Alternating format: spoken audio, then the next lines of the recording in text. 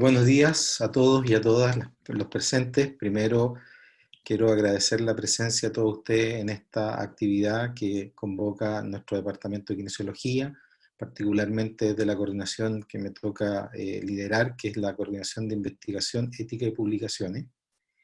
Este evento está en el marco de poder avanzar como departamento y probablemente como universidad en un plazo breve, idealmente, hacia la transferencia del conocimiento y a la transferencia tecnológica, ¿ya? Para ello, entonces, contamos con la presencia de 3 expositores, todos ellos de la Dirección de Transferencia Tecnológica de la Universidad Católica, que son Álvaro Osa, el director de la unidad.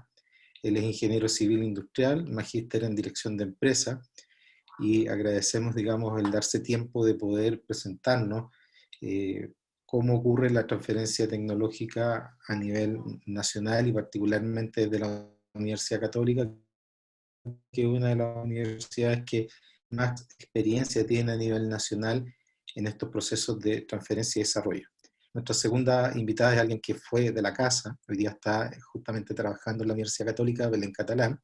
Ella es la coordinadora de transferencia de tecnología, es licenciada en kinesiología, diplomada en terapia artroneuromusculoesquelética en la Universidad de Chile, es estudiante nuestra y nos va a contar parte de su trabajo como coordinadora y nos va a dar algunas pistas de cómo llegó desde su formación inicial como kinesióloga a trabajar en esta área tan distinta, pero que muestra, digamos, la diversidad y las competencias que puede tener nuestros egresados para desarrollar nuevas labores o funciones. En el último lugar, presento a Vicente Oviedo, ¿cierto? Vicente Oviedo, el jefe de propiedad intelectual también de la Dirección de Transferencia, es licenciado en biotecnología y tiene un diplomado en emprendimiento e innovación de la Universidad de Berkeley, perdón.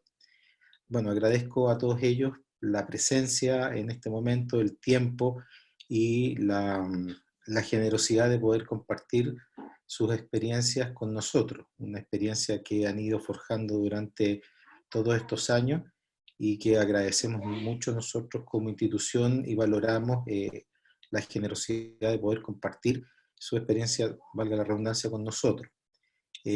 Ahora voy a dejar con ustedes al director del Departamento de Kinesiología, el profesor kinesiólogo Antonio López, quien nos va a dar la bienvenida. Posteriormente a esto yo voy a hacer una pequeña introducción y después partimos entonces con la presentación. A modo de orden, las preguntas las vamos a ir recibiendo por el chat y las vamos a realizar al final de las 3 presentaciones.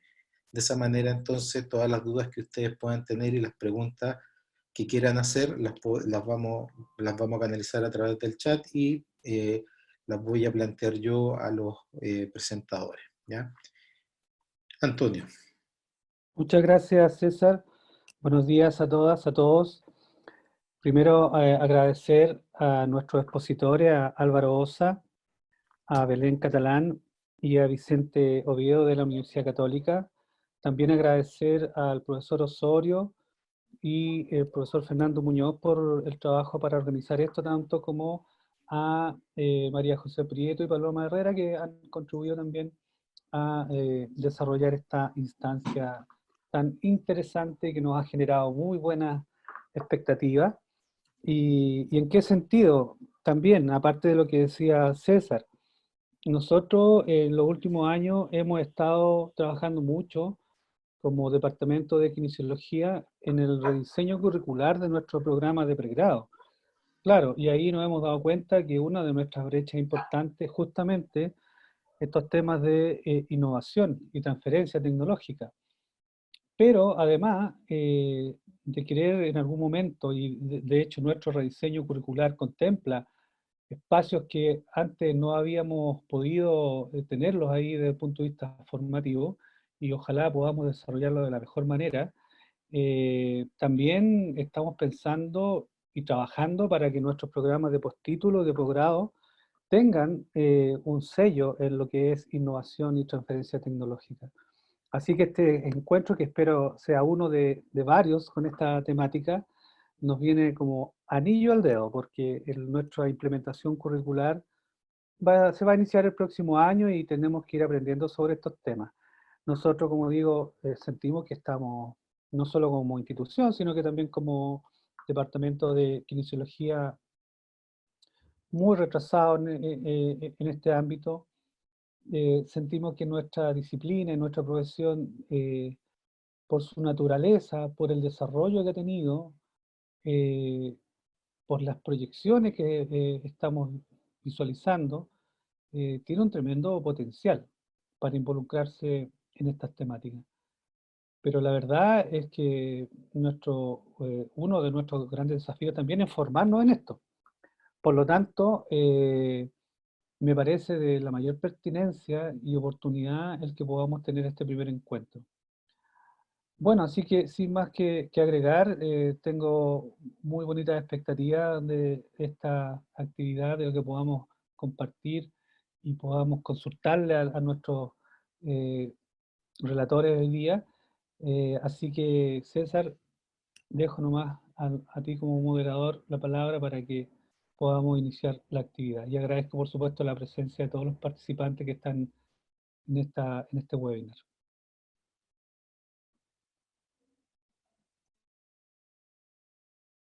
Eso sería, César.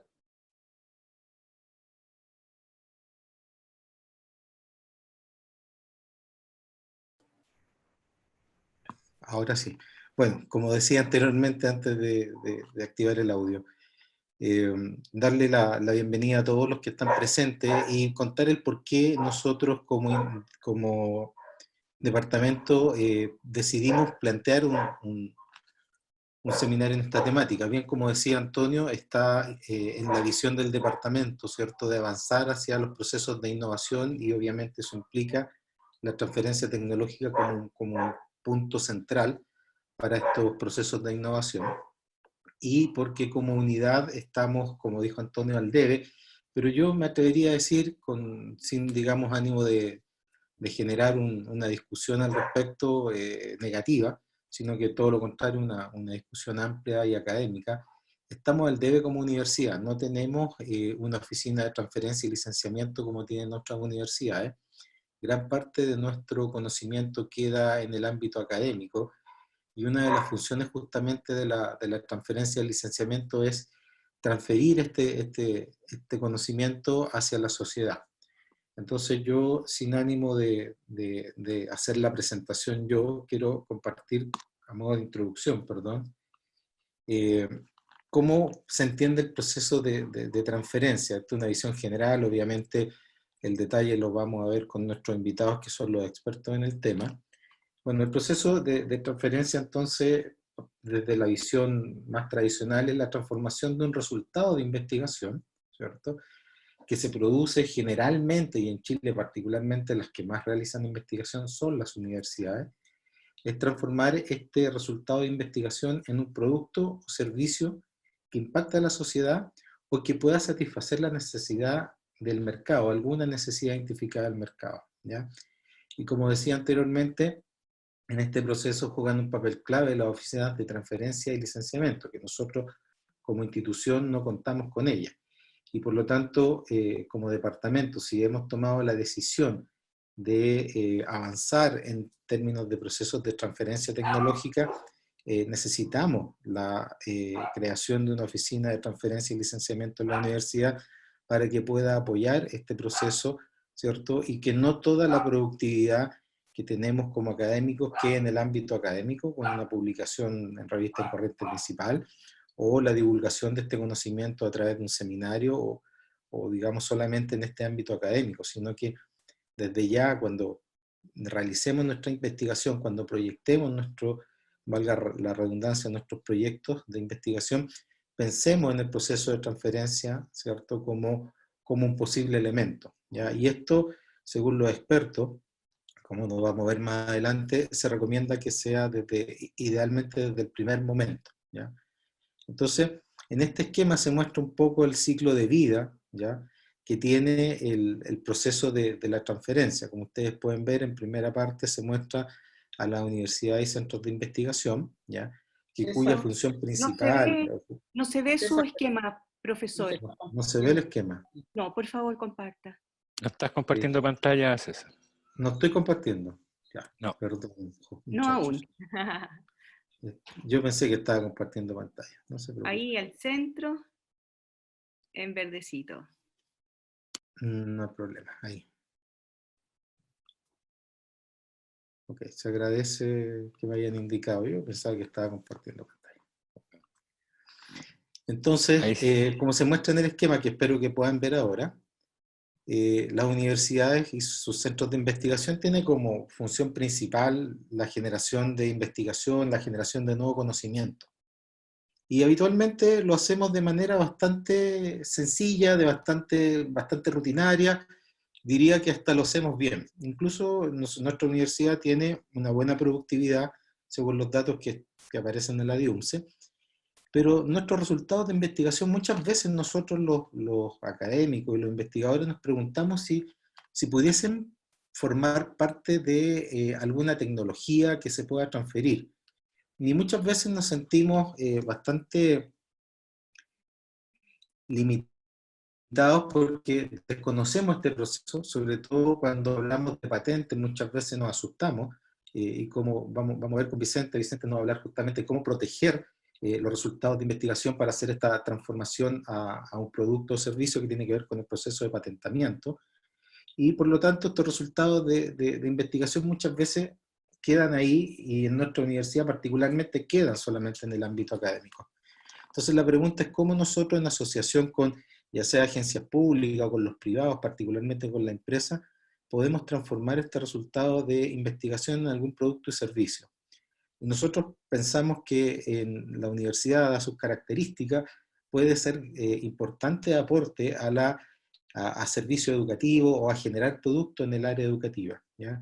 Entiendo que la Universidad Católica tiene varias áreas donde hacen procesos de transferencia y tecnológica, desde educación, diseño, ingeniería probablemente, un aspecto importante que ellos desarrollan, biomedicina o salud en general, y obviamente, por lo que yo entiendo, tienen una fuerte visión interdisciplinaria, donde me contaba Belén en conversaciones informales que a ella a veces le toca ver proyectos de ingeniería o de diseño que están relacionados con adaptaciones para pacientes con alteraciones motoras. Entonces eso implica la visión desde la kinesiología, por ejemplo, en conjunto con el diseño o la arquitectura, para poder dar una solución integral a una problemática de las personas. Entonces esos son elementos que nosotros actualmente como universidad no estamos abordando, y porque no tenemos una cultura en relación a la transferencia, y es importante, digamos, este seminario para poder tener un lenguaje común, conocer los elementos básicos de un ecosistema para generar procesos de transferencia de tecnología, conocer la experiencia de cómo se realiza este proceso, y finalmente cómo proteger nuestra productividad o nuestros desarrollos de innovación, ¿ya? No quito más tiempo a los presentadores, espero que Álvaro haya llegado, y los voy a dejar entonces con nuestro primer expositor, que es Álvaro Osa, que es el director de Transferencia y Desarrollo. Álvaro, puedes compartir tu pantalla nomás cuando lo desee. Álvaro es ingeniero civil industrial, como dije anteriormente, y magíster en dirección de empresa, y lidera este equipo, digamos, en la Universidad Católica en relación a la transferencia y el desarrollo. Muchas gracias, César. Muy buenas tardes a todos y a todas. Mi idea ahora es poder compartir una conversación más bien en torno a estos temas de innovación, transferencia tecnológica, propiedad intelectual, con ustedes y precisamente, bueno, con la UMSE, que somos bien cercanos y bien amigos. Tenemos varias cosas en realidad en conjunto, así que gracias por eso. Quisiera partir la conversación de hoy día de por qué tenemos que hacer esto. César, ¿no es cierto?, nos contaba y nos ilustraba este proceso y el rol que tenemos que hacer, y si tenemos que hacerlo o no. Porque puede ser que la respuesta sea no. Y con eso quiero remontarme a cuál es el objetivo de las universidades. Entonces, bueno, las primeras universidades, se dice que la de Bolonia es la primera, luego Oxford dice que ellos son la primera universidad, porque la de Bolonia se creó no siendo universidad, y que después, en fin, entonces hay toda una, o al menos Oxford dice nosotros somos las primeras habla inglesa, entonces está esta disputa de quién es la primera universidad. Pero sea cual fuese, las universidades son una de las instituciones que se ha mantenido más estable en el tiempo. Bolonia se habla del 1100, ¿no es cierto? Un poco antes. Más estable en el tiempo.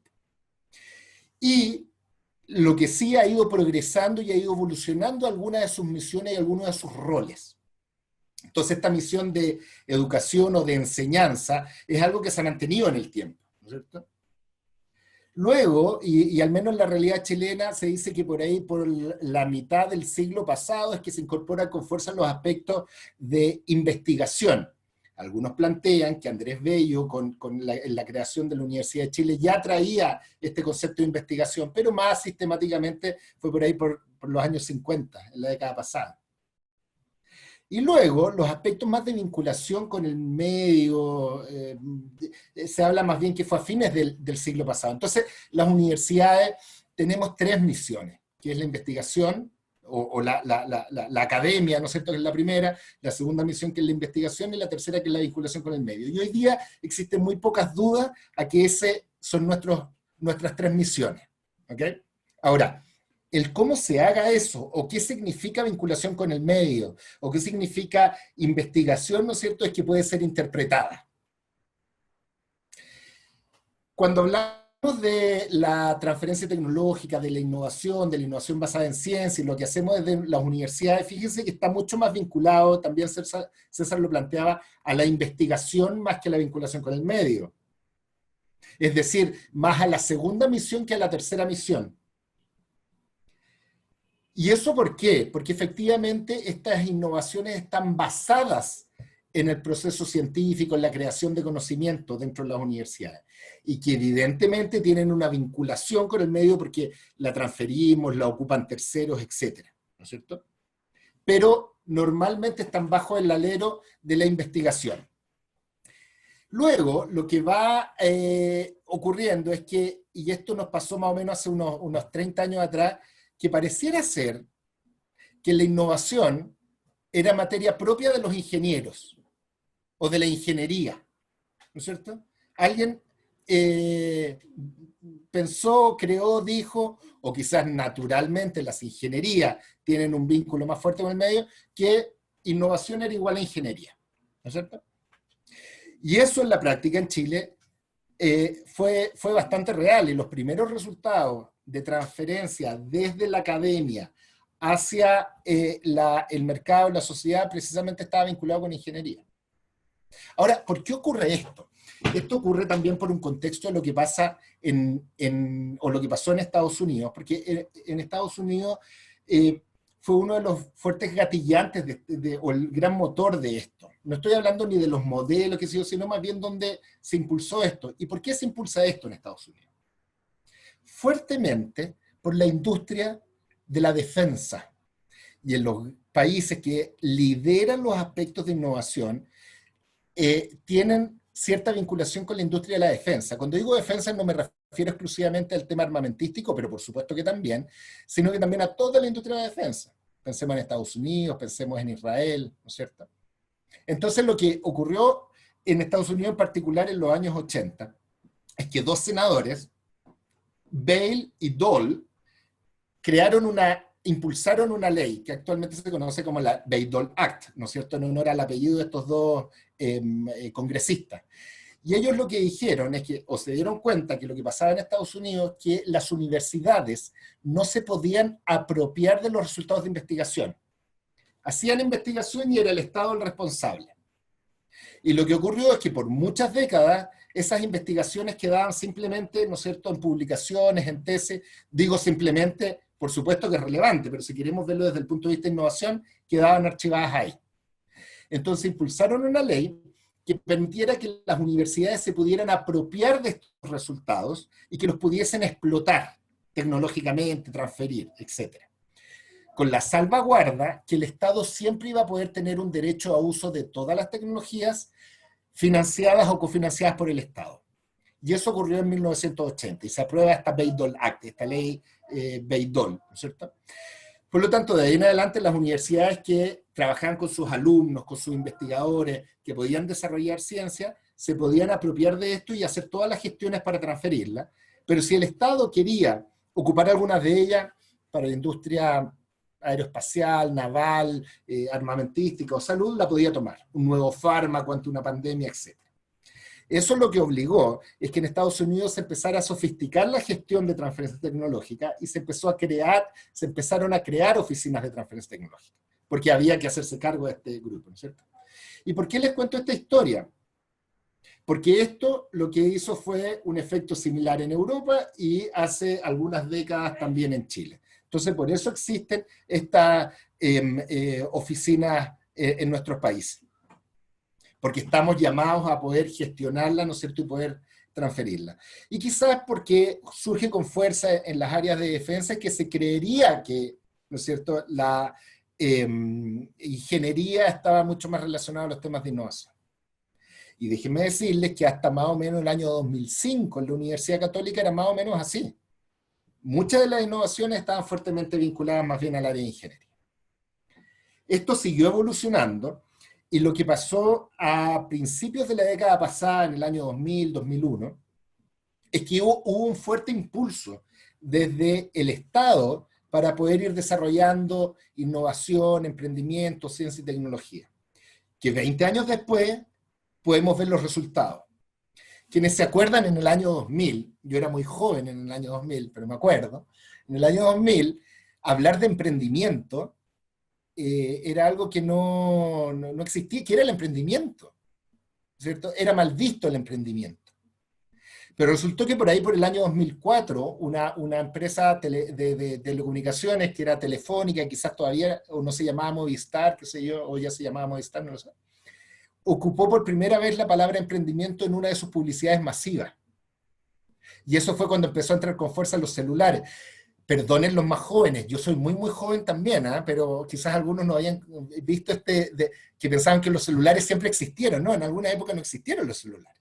Entonces, quienes se acuerdan, y después los que no lo han visto, véanlo en YouTube, estaba este personaje Faúndes. Faúndes era un gaffiter que tenía celular, y lo que quería mostrar la Telefónica en ese minuto es que todos podían tener acceso a teléfonos celulares. Y Faúndes, que era un gaffiter, ¿no es cierto?, podía tener acceso y recibir la llamada de sus clientes, y se transformaba en emprendedor, etc. Entonces, recién por ahí, por el 2004, 2005, estoy hablando hace 12, 15 años atrás, es bastante reciente, la palabra emprendimiento se empezó a escuchar con mucho más fuerza, pero antes no existía. Hoy día somos todos emprendedores. Los que tenemos empresas, pero los que no también somos emprendedores. Todos queremos ser emprendedores, ¿no es cierto? Entonces, esto evolucionó, pero no evolucionó naturalmente. Esto evolucionó porque hubo una decisión de impulsar los emprendimientos en el país. Y se crearon incubadoras de empresas y etcétera. Hoy día, ¿no es cierto?, incluso las acreditaciones institucionales o de carrera, se observa el emprendimiento como un mecanismo de empleabilidad, y no solo que te contrate a alguien. Entonces, hoy día el emprendimiento es una cosa que es mucho más natural, que es mucho bien vista, etcétera. Chile se posicionó fuertemente con Startup Chile en el mundo, por ejemplo, y eso fue hace 8, 9, 10 años. Entonces, esa fue una decisión, una política pública estatal que hoy día vemos frutos. Lo que pasó después es que en el año 2009 se crea otra política de incentivo, que es la innovación, pero ya basada en ciencia y tecnología, basada en investigación. Y lo que se hace en el 2009 es que se capacita a un grupo de personas en estas materias, luego se incentiva la creación de oficinas de transferencia tecnológica, política que ha continuado, pero que es bien reciente, estamos hablando de 10 años. Y esto se requiere un impulso de mucho más años. Yo les diría que requerimos al menos una década más de impulso estatal a las oficinas de transferencia tecnológica. E incluso debiese ser mucho más permanente, probablemente con menos financiamiento del actual, pero debiese ser permanente. Entonces, eso nos permitió que ya se saliera de los ámbitos de la ingeniería y empezaran a aparecer otros ámbitos, como la salud, la biomedicina, ¿no es cierto? Todas las áreas de humanidades todas las áreas de educación. Con la UNCE tenemos un desarrollo en conjunto muy bonito al respecto, en las áreas de educación. Entonces, lo que les quiero plantear es que hoy día la innovación ya no es una captura de una disciplina en particular, sino más bien de distintos ámbitos. ¿Cuáles son los aspectos más relevantes para poder impulsar la innovación? La interdisciplina es fundamental. Aquellos emprendimientos en donde vemos estudiantes de más de una disciplina, las probabilidades de éxito son mucho mayores. Así que a los estudiantes la invitación es, cuando quieran emprender, busquen capacidades complementarias en otros, porque ahí las probabilidades de éxito son mucho mayores. ¿Dónde más vemos aumento en las probabilidades de éxito? En la investigación interdisciplinaria. Cuando se junta el área de salud con el área de educación, o el área médica con el área de ingeniería, ¿no es cierto? Las probabilidades son mucho mayores porque tenemos más ojos viendo el panorama completo. Es como si tuviéramos cámaras de vigilancia, pero no solo en una dirección, sino cámaras de vigilancia en distintas direcciones, lo cual nos va a permitir tener un panorama mucho más completo de la realidad, y no solo una vista. Y con eso se hace, entonces, mucho más probable, o se reducen los riesgos, ¿no es cierto?, para que una innovación efectivamente pueda llegar al mercado. Yo les diría que en esos aspectos, para que una innovación pueda acercarse al mercado, tenemos que tener, controlar algunos riesgos, y en general hablamos de 5 riesgos fundamentales a controlar. El primero tiene que ver con el riesgo técnico, el riesgo tecnológico. Básicamente, que esta cosa funcione. Lo que dijimos que hacía, que lo haga, ¿cierto? Lo segundo tiene que ver con los riesgos comerciales, y ahí es cuando nos va en general bastante mal. Y les recomendamos en general a los académicos, a las académicas, a los estudiantes, a las estudiantes, que hay que pensar en el cliente, hay que pensar en el usuario. Cuando hablo de cliente, me refiero a quienes van a utilizar esto, ¿no es cierto? ¿Quiénes son? ¿Qué requieren?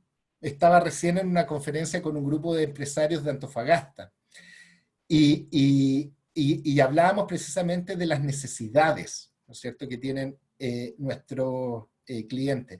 Y fíjense que muchas veces éramos nosotros los que decíamos, no, las necesidades son estas porque tienen que cuidar el medio ambiente. Yo también creo que hay que cuidar el medio ambiente, pero tenemos que entender cuál es la necesidad del cliente, del usuario, no cuál es la que nosotros queremos o no cuál es la que nosotros queremos. Entonces, por eso es tan importante este riesgo comercial de ver si finalmente alguien está interesado por lo que yo estoy desarrollando. ¿Cómo reducir esos riesgos? Bueno, hay que conversar, hay que entender al cliente, hay que acercarse, hay que hacer pruebas. Entonces, el segundo riesgo tiene que ver con este riesgo comercial, de poder entender fuertemente cuáles son las necesidades de este cliente. Lo tercero son las condiciones regulatorias, cuáles son los marcos regulatorios, porque muchas veces esto funciona, el cliente lo quiere comprar, pero legalmente no podemos venderlo. ¿Qué son los marcos regulatorios? En los áreas de salud biomédica es mucho más evidente, porque está el ISP, existen ciertas normas, ciertos espacios físicos tienen que cumplir, ¿no es cierto? El tema alimenticio también, para la producción de alimentos, la cadena de frío. Pero no sé, en otros aspectos existe la confidencialidad de los datos, por ejemplo, que hoy día está tan de moda. Entonces, recuerdo una tecnología que teníamos que lo que permitía era grabar una conversación, luego que te sirva de retroalimentación para poder controlar tus impulsos. Era una cosa bien sofisticada. Pero el problema es que legalmente nosotros no podemos grabar una conversación. Tenemos que pedir autorización para ello. Y este sistema no servía si es que pedíamos autorización, porque la idea era grabar el entorno real, ¿no es cierto? Entonces, lo que les quiero plantear es, ojo con lo normativo, porque muchas veces lo normativo nos puede impedir poder avanzar en un desarrollo. Tenemos otro ejemplo que está vinculado al área de la educación, que lo que desarrollaron un grupo de investigadoras y investigadores de la universidad fue todo un sistema para mejorar el aprendizaje en jardines infantiles. Y era es toda una metodología, de hecho la tenemos implementada en varios jardines infantiles del país, la hemos transferido a Junji también. Y una de las partes fundamentales de esto tenía que ver también con el espacio físico, con el mobiliario. Y lo que buscábamos es que el mobiliario, que la silla se pudiese ocupar como mesa y que la mesa se pudiese ocupar como área de juego, o sea, hubiese mucha movilidad. No que el niño esté sentado durante 3, 4, 5, 8 horas en una misma silla, ¿no es cierto? Y eso fue un largo estudio que demostró que en la medida que el niño interactúa más, se pone de pie, que el mismo artefacto lo ocupa de otra forma, mejoraba el sistema de aprendizaje. ¿Se imaginan cuál fue la traba que encontramos? En Chile existe una norma que establece que todas las sillas tienen que tener respaldo. Probablemente quienes están hoy en la oficina o en sus casas, las sillas que tienen son con respaldo. Y eso es porque es mucho más cómodo y qué sé yo, pero porque es una norma. Y pasaba lo mismo con las sillas de los jardines infantiles. Las sillas de los jardines infantiles tenían que tener respaldo. Por lo tanto, nuestra metodología no la podíamos implementar. ¿Qué tuvimos que hacer? Es cambiar la normativa. Trabajamos por años para poder demostrar la importancia de que esta silla no afectaba a los niños, que los niños no estaban como estamos los adultos, podemos estar muchas horas sentados, en fin, y tuvimos que cambiar la normativa. Si no hubiésemos sido capaces de cambiar la normativa, probablemente hubiésemos sido incapaces de implementar un desarrollo tecnológico que tenía años de investigación y que demostraba que mejoraba el aprendizaje de los niños. Entonces, el tema normativo es fundamental. Para ir terminando, existen otros dos riesgos. El cuarto tiene que ver con el riesgo financiero. Yo les diría que las empresas o los emprendimientos quiebran no porque sean malos, no porque no sean innovadores, sino por un problema financiero, porque no hay plata, porque necesitamos recursos para pagar las cuentas al final del mes. Entonces, es muy importante considerar los riesgos financieros. Y el último tiene que ver con el equipo de investigadores, de investigadoras, con el equipo emprendedor. Es importante poder tener capacidades complementarias. Este ejemplo que les doy de este sistema de aprendizaje en jardines infantiles era un equipo de académicos y académicas de la Escuela de Educación y de la Escuela de Diseño. Entonces pudieron hacer este desarrollo que era una silla que se transformaba en mesa, en mueble y sin respaldo, y etc. Porque habían capacidades complementarias. Si hubiese sido de una sola de las dos disciplinas, les garantizo que no hubiésemos llegado a un desarrollo como el que tenemos. Entonces el equipo investigador, ¿no es cierto?, para los académicos, el equipo emprendedor para los alumnos, es fundamental poder tener capacidades complementarias. Entonces, César, lo que quería contarle en estos 20 minutos es la relevancia de los temas de innovación, y yo les diría que hoy día no cabe duda que las universidades estamos llamadas, estamos mandatadas a impulsar la innovación, estamos mandatadas a impulsar el emprendimiento en nuestros estudiantes y en nuestros académicos también. Estamos mandatados a poder impulsar la ciencia, la tecnología, que pueda, alguna de ellas, se habla de no más del 20% de toda nuestra investigación debiese ser transferible, ¿no es cierto?, pueda efectivamente hacerlo. Entonces hoy día parece ser que no cabe duda y tenemos que avanzar con fuerza en ello. Luego que se requiere un fuerte impulso estatal, así como un fuerte impulso estatal para el desarrollo del emprendimiento en el país, se requiere para la innovación basada en ciencia y tecnología. Y por último, es importante poder entender cuáles son todos estos riesgos que existen a la hora de poder aventurarnos en innovar, porque nos vamos a estar, ¿no es cierto?, permanentemente encontrando con estas potenciales barreras. Es un proceso iterativo que tenemos que estarlo visitando permanentemente, pero es muy importante que desde el principio las podamos tener identificadas. Así que, César, espero con esto haber compartido esta experiencia, y bueno, después podemos quedar atentos si hubiesen preguntas. Gracias, Álvaro. La verdad es que Álvaro nos da buenas noticias, y la noticia más buena, digamos, que no estamos tan atrasados en este proceso de innovación y de transferencia tecnológica, que es más o menos reciente. Es una buena noticia. Tal vez, Álvaro, aclarar acá a los colegas y a los estudiantes que cuando hablamos de cliente se entiende, como tú bien dijiste, la persona del usuario final, pero también dejar en claro a la gente, a los presentes, de que la transferencia se puede hacer con o sin fines de lucro, es decir, las universidades pueden no tener participación ni ganancia económica en esto, como también sí lo pueden hacer, y eso es decisión de los equipos finalmente. Y algo que tú destacabas, que nosotros ya sospechábamos y hemos visto, digamos, desde la creación del conocimiento, es que el trabajo interdisciplinario es fundamental. Y en ese sentido la universidad en su modelo formativo ha tomado ese desafío, y nos queda hoy día justamente el deber o la misión de poder enfrentar eso de mejor manera. Te agradezco, Álvaro, esta trayectoria que nos hace, la proyección desde los años 50, desde el siglo pasado, lo que ocurrió en Estados Unidos y cómo esto llega a impactar a Chile. Y me trajiste grandes recuerdos cuando hablaste de Faunde. Yo probablemente no soy tan joven como tú, pero sí me acuerdo de Faunde. Y de verdad es bien interesante. Muchas gracias, Álvaro. Les recuerdo a los participantes que puedan hacer sus preguntas a través del chat. Las preguntas las vamos a hacer a los expositores al final de las 3 exposiciones. Y dejo con usted entonces a nuestra querida Belén Catalán. Ella es ex estudiante nuestra, trabaja como coordinadora en la Dirección de Tecnología de la Universidad Católica. Belén.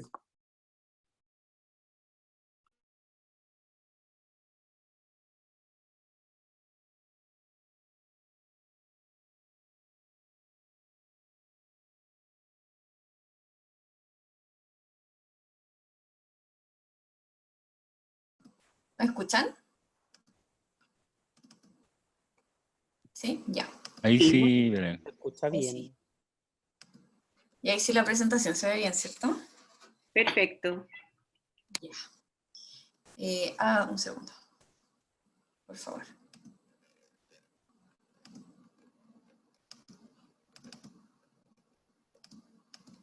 Ya. ¿Se ve? ¿Me dice el hospedador? Ah, ya. No sé. Se ve perfecto, Belén. Sí, es que no puedo. Ahí sí. Bueno, me invitaron gratamente a recibir la invitación de César para participar de este webinar y contarles un poco de cómo ha sido mi experiencia de trabajar en transferencia en la Universidad Católica. Yo soy kinesióloga de formación, ahí pueden ver en una fotografía que puse con Juan José, que también está escuchando, de nuestra presentación de tesis con mi equipo de esa época.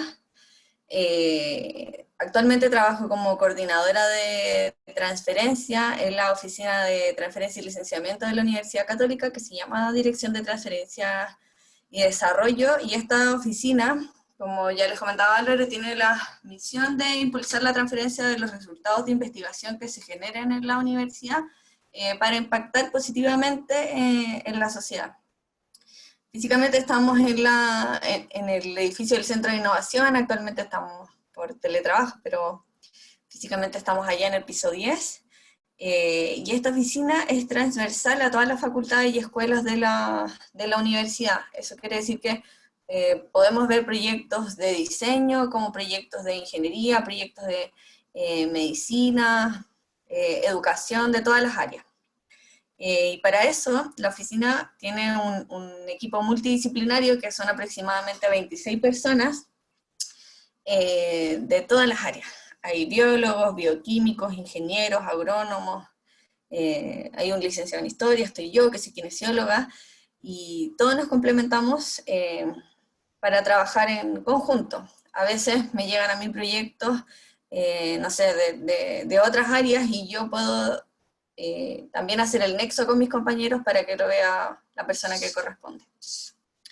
Súper importante la interdisciplina, no solamente en los equipos de investigación, sino que también en los equipos que apoyamos a estos investigadores que van a plantear sus proyectos, sus propuestas de investigación, porque le podemos dar una mirada distinta a lo que ellos están planteando o han experimentado. No puedo avanzar, no sé por qué. En la presentación te aparecen a la izquierda abajo una flecha. Ahí sí pude. Creo que avancé mucho. Sí.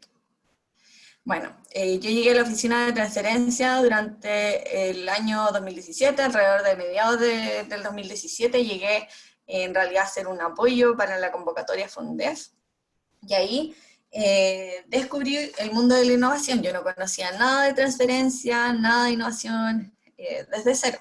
Llegué a hacer un apoyo donde tenía unas tareas puntuales, pero me gustó tanto estos temas, me llamaron tanto la atención, que decidí en ese minuto entender un poco más el contexto en el que estaba trabajando.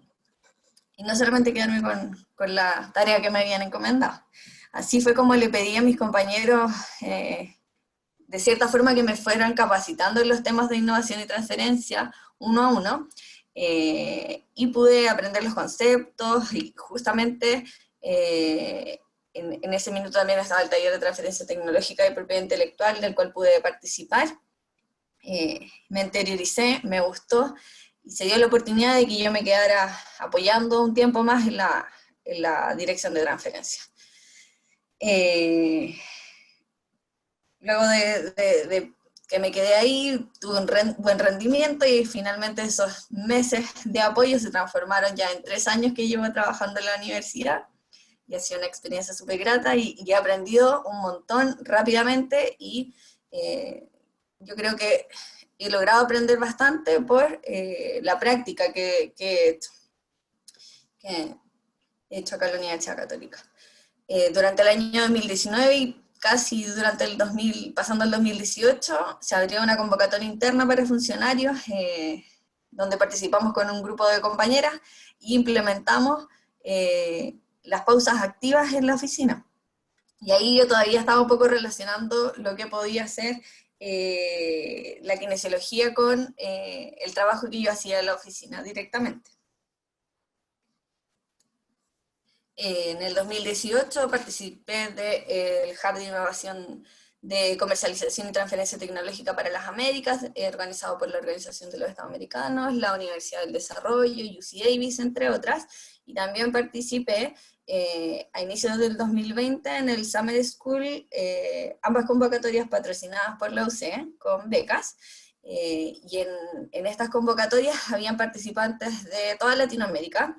Fue una experiencia súper enriquecedora, porque finalmente puedes conocer directamente de ellos cómo viven la transferencia tecnológica, y te das cuenta que van todos hacia el mismo fin, finalmente. Todos van hacia innovar, todos están queriendo hacer resultados que se apliquen y que no solamente se queden en la escuela o en los laboratorios, que era lo que pasaba anteriormente. O sea, muchos resultados de investigación quedaban en los laboratorios porque al término del proyecto no había un interesado que quisiera adquirirlo. Y es lo que nosotros hemos tratado de cambiar con nuestro trabajo. Algunos de los temas que se tocaron en estas capacitaciones eran vinculación de la universidad a empresa, propiedad intelectual, contratos de investigación, negociación de los contratos de investigación, algunas estrategias de licenciamiento, validación comercial y, no sé, valorización de tecnologías. Quiero contarles en la práctica un caso para que puedan entender todavía más qué es lo que hago yo y qué es lo que hacen mis compañeros de transferencia tecnológica, que trabajan en transferencia. Este es un caso que a mí me gusta porque yo lo tomé cuando llegué en el 2017 y ya tenía una evolución súper grande. Se llama Seismo el equipo y se relaciona con el terremoto del 2010, que fue un terremoto súper catastrófico, por así decirlo.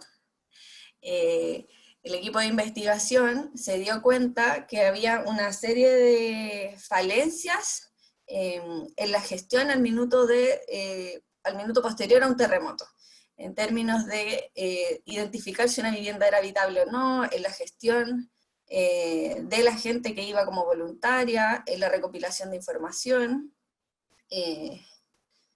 etc.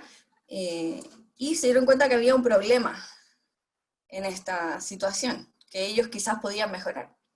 Tenían la tecnología, tenían las ganas de innovar y también tenían las capacidades para hacerlo. Entonces, se les ocurrió la idea de generar una aplicación que pudiese determinar, por una parte, si una vivienda era habitable o no era habitable, y por otro lado, organizar a estas distintas organizaciones que asistían al minuto de ocurrir un terremoto o un sismo. Municipalidades, bomberos, voluntarios, estudiantes de las universidades, y organizar toda esta información para hacer el trabajo más eficiente. Tenían la idea, pero les faltaba ahora el financiamiento, no sabían quién asume el riesgo. Fue así como ellos postularon en primer lugar al acelerador UC, que era un programa que existió hace un tiempo atrás en la Universidad Católica, que estaba, en esta ocasión, este proyecto estaba orientado para solamente estudiantes voluntarios. Se adjudicaron el proyecto y pudieron desarrollar una aplicación que te permitía identificar fallas, pero en 2 tipos de sistemas constructivos solamente. Hay 10 aproximadamente para que ustedes sepan.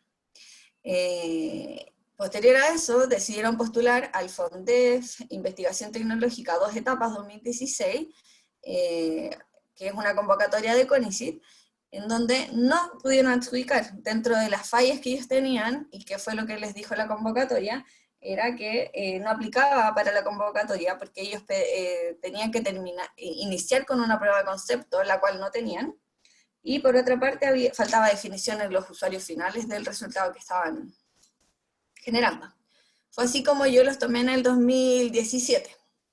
Por eso quise contarles esta experiencia, más allá de no ser un proyecto que se relacione con la kinesiología en este caso, o con la educación, sino que por el recorrido por el cual ha pasado. Me tuve que juntar con este equipo de investigación, conocerlos desde cero. Ellos tenían súper claro que querían seguir avanzando en el desarrollo, y que querían mejorar todavía la propuesta, pero habían algunas cosas que no estaban claras. Por ejemplo, quiénes realmente van a ser mis socios y quiénes realmente van a utilizar este resultado. Hay 3 preguntas que yo, a mi parecer, encuentro fundamentales cuando voy a desarrollar un proyecto de investigación, o yo como gestora tomo un proyecto de investigación, que el equipo tiene que tener más o menos claro y ir definiendo a lo largo del desarrollo del proyecto. Estas 3 preguntas son: ¿es real el problema que identifiqué? ¿Es un dolor para la industria, para la sociedad? ¿El problema que identifiqué es una necesidad real? La única manera que yo tengo para resolver esas preguntas es conectándome con la industria, con la sociedad, o con las entidades públicas que yo creo pueden utilizar este resultado de investigación. Como les comenté hace un ratito, muchas veces las investigaciones se quedaban en el laboratorio, porque no había este nexo universidad-industria. O sea, la investigación no salía de la universidad. Finalmente nos ha pasado que el equipo se enfrenta directamente en una validación comercial a distintos actores de la industria, y se dan cuenta que su dolor, el dolor que ellos habían identificado, no necesariamente es el mismo que tiene la industria en la práctica. Y eso es súper importante abordarlo tempranamente, no hacia el término del proyecto. Otras preguntas importantes eran: ¿cuál es mi propuesta de valor? ¿Cuáles son las ventajas que tengo frente a mis competidores? ¿He definido cuáles son mis competidores sustitutos? ¿Los conozco? ¿Sé cómo lo hacen ellos? También lo que mencionaba Álvaro, necesito fortalecer mi equipo de investigación. En el caso de los kinesiólogos, por ejemplo, que puedan postular quizás 3 kines a un proyecto. No sé, se han preguntado si necesitan a un estadista, o si necesitan a un ingeniero, o si necesitan a un informático. La mayoría de los fondos de financiamiento valoran que los equipos sean multidisciplinarios. Y también otra pregunta importante es: ¿a qué fondos de financiamiento puedo aplicar?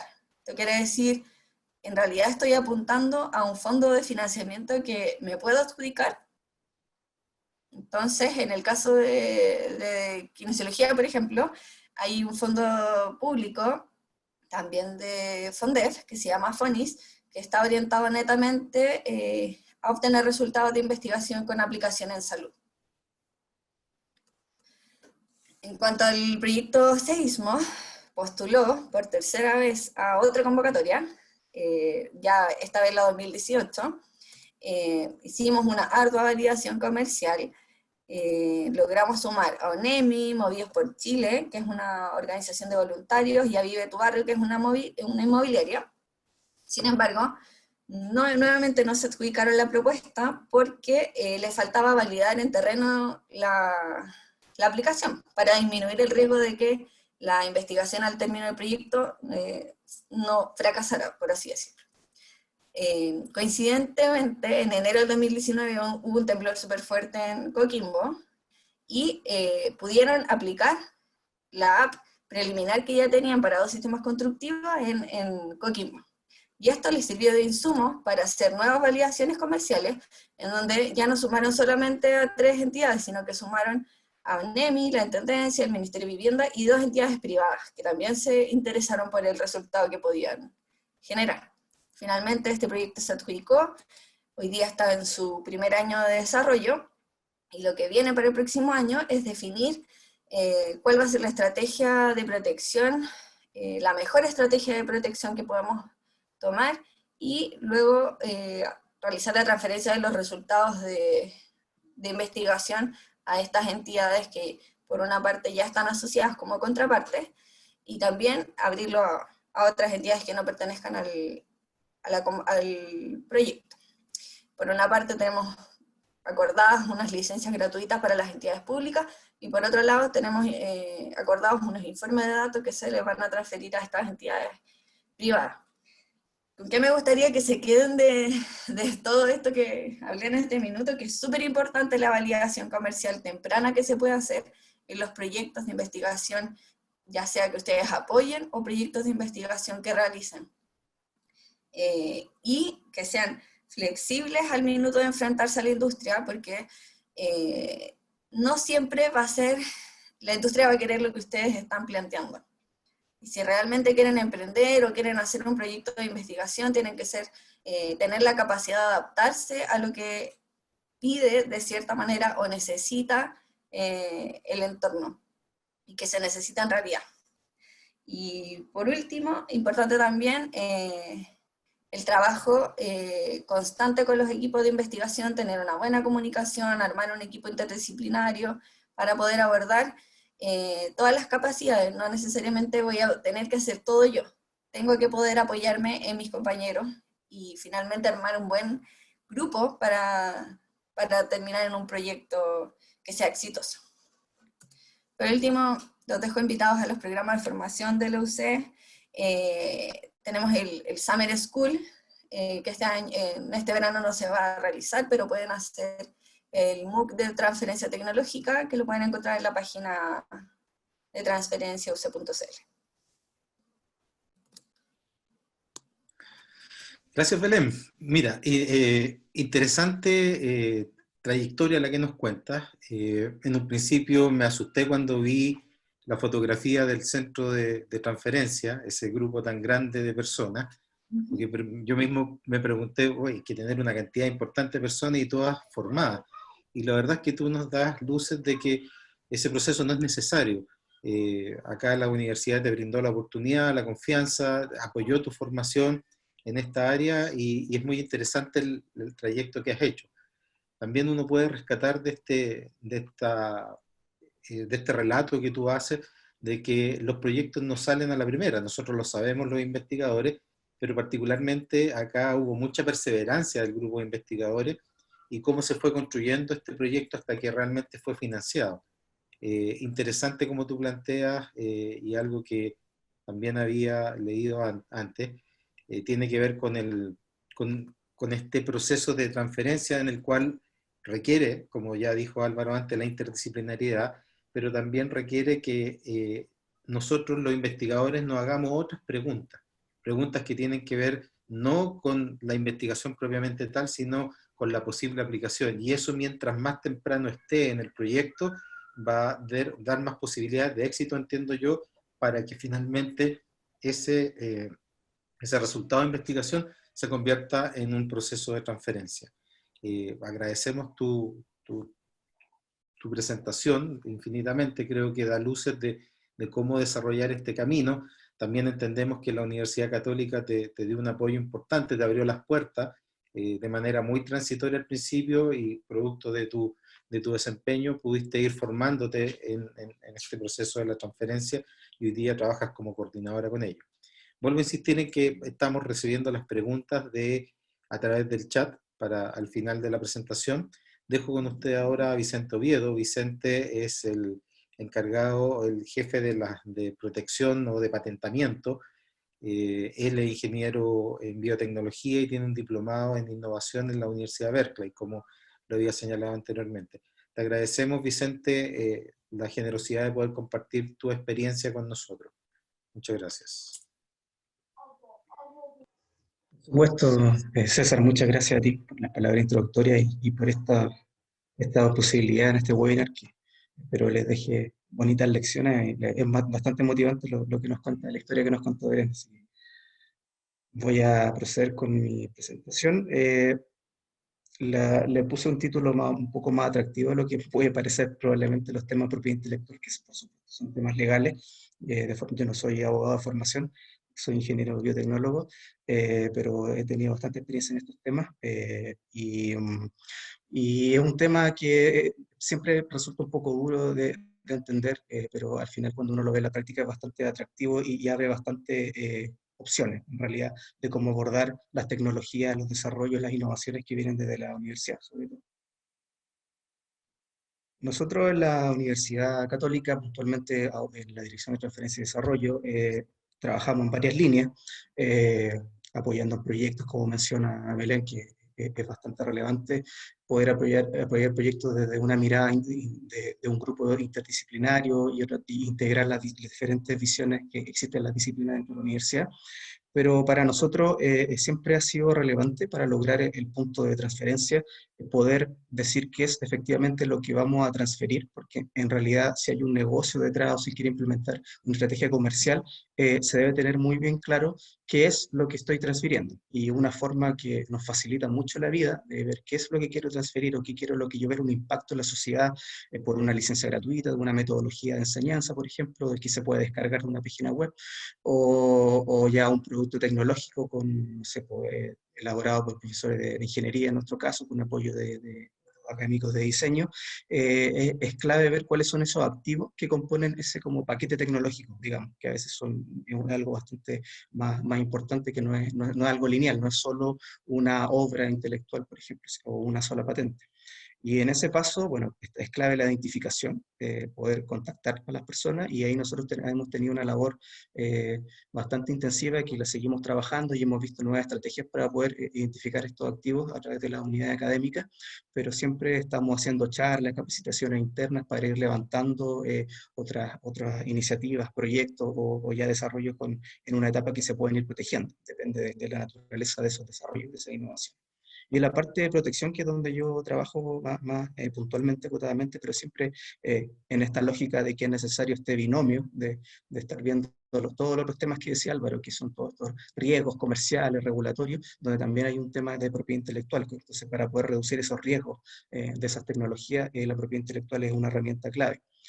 Y esto lo tengo que contar, pues, pero no aburrirlos tanto, pero es bastante breve. La propiedad intelectual en general, ¿cómo se define y para qué sirve? O sea, la propiedad intelectual para entiendo que hay académicos, quizás algunos alumnos también relacionados a la kinesiología de su universidad, es un conjunto de derechos, son derechos legales y nosotros los llamamos como monopolios de explotación en general, y se entregan por Estado, o sea, un Estado da un derecho a un activo intelectual que son creaciones de la mente del intelecto humano, así como uno puede tener un derecho propietario sobre un automóvil, un departamento o una propiedad física, es exactamente con sus propias reglas para un activo intelectual, que es una creación de la mente humana, y no de otros animales superiores. Una discusión ahí bastante interesante, si nos da el tiempo a comentar.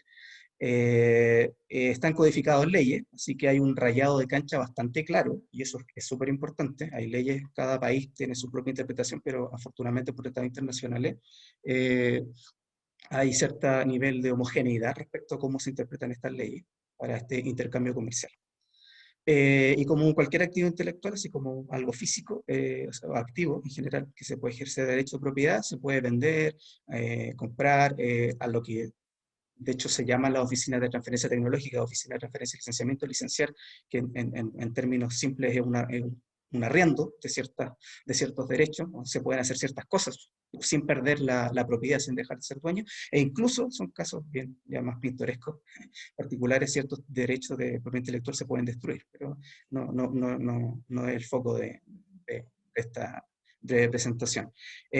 Lo que se ha visto históricamente, y nosotros lo comprobamos en la práctica en la universidad, es que justamente donde uno pone los incentivos para lograr la transferencia tecnológica en las diferentes etapas, donde una de esas etapas es lograr ver cuáles son estos activos intelectuales que se van a apropiar para poder encapsularlo, es decir, esto más esto, este derecho de autor, por ejemplo, sobre un manual, más este diseño de un aparato que va a permitir una rehabilitación en un paciente, en conjunto un paquete tecnológico, poder encapsularlo y determinar qué derechos tengo sobre cada uno de ellos para poder transferirlo efectivamente, es una lógica que hace bastante sentido y que nos facilita la propiedad intelectual, porque nos permite distinguir cuáles son esos activos dentro de un paquete que a veces puede ser bastante complejo. Y el hacer esto, saber dónde poner bien estos incentivos para que los académicos, los estudiantes, ahí depende del foco, se sientan identificados, se comprometan con este ejercicio y nos cuenten las cosas que están haciendo en el ámbito universitario, se retribuye gracias a la propiedad intelectual. Las mismas leyes nos dicen que tiene que haber de alguna forma de recompensa por esta contribución ingeniosa. Recordemos algo que es súper clave: ni la UMCE, ni la UCE, ni ninguna institución universitaria o de investigación en el mundo crea. No son las instituciones físicas ni los edificios los que están creando, son las personas las que están ahí, investigadores, estudiantes, académicos, son los que son capaces de hacer esa creación intelectual. Y de alguna forma hay que dar esa retribución y saber dónde poner los incentivos correctamente. Y claro, esto ya un poco quizás como eslogan, pero esto claramente se ve así. Hasta ahora las reglas de la propiedad intelectual, si bien hay otros modelos que pueden entrar en el futuro a discusión o se han visto hace varios siglos atrás, es lo que ha promovido el intercambio de conocimiento y desarrollo tecnológico. Bastante información, si no me falla la memoria por algunos datos de la Organización Mundial de la Propiedad Intelectual, gran parte de los desarrollos de información tecnológica está en las patentes. Creo que son 2/3 por ahí, más o menos, puede que ahora sea un poquito más.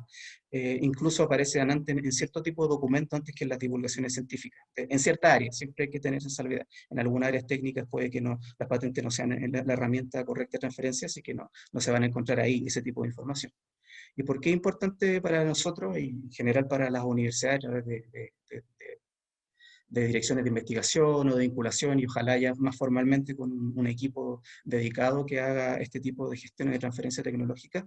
Es porque justamente tiene que ver con ese riesgo que mencionó Álvaro en su presentación. Uno de los riesgos, porque hay varios otros, cuando sabemos quién es dueño claramente o quiénes son los creadores intelectuales de algo, podemos saber qué podemos hacer con ese activo intelectual, a quién hay que pedirles permiso para poder quizás usar otros activos intelectuales para poder hacer adaptaciones y generar un nuevo activo intelectual que tiene valor per se, porque podría ser una obra original, y eso reduce el riesgo de entrar al mercado un tercero. Cuando esto se lo quiero entregar, por ejemplo, a alguna institución pública que lo va a usar, o ya quiero con fines de lucro, una empresa privada que lo va a vender y va a recibir dinero, y eventualmente la universidad también puede participar de esas ganancias, le reduce el riesgo porque lo que hace en definitiva la propiedad intelectual es un derecho, como dicen los abogados, negativo, impide que otros hagan eso.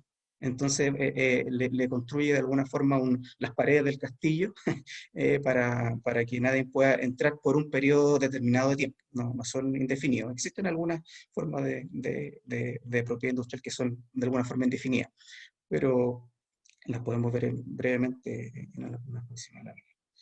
Otro tema que nos pasa mucho con investigadores que se vinculan sobre todo con las empresas, que tienen muchos proyectos asociativos con empresas de colaboración, o a veces las empresas contratan a académicos de la universidad para que hagan un servicio o desarrollen una investigación, no permite asegurar la línea de investigación a esos profesores. O sea, son académicos, investigadores que llevan quizás años trabajando en una línea y tienen cierto ya know-how, experiencia o activos intelectuales ya que se pueden decir esto es una patente o esto es un derecho de autor, etc. Y ser dueños de eso nos dice, ojo, ya, okay, yo puedo usar esto para ahora hacer un software que te va a servir a ti implementar cierto servicio en tu empresa, pero lo que yo te entrego a ti, tú eres dueño quizás del software, si es que es lo que se estipula en el proyecto, en esa investigación, por ejemplo.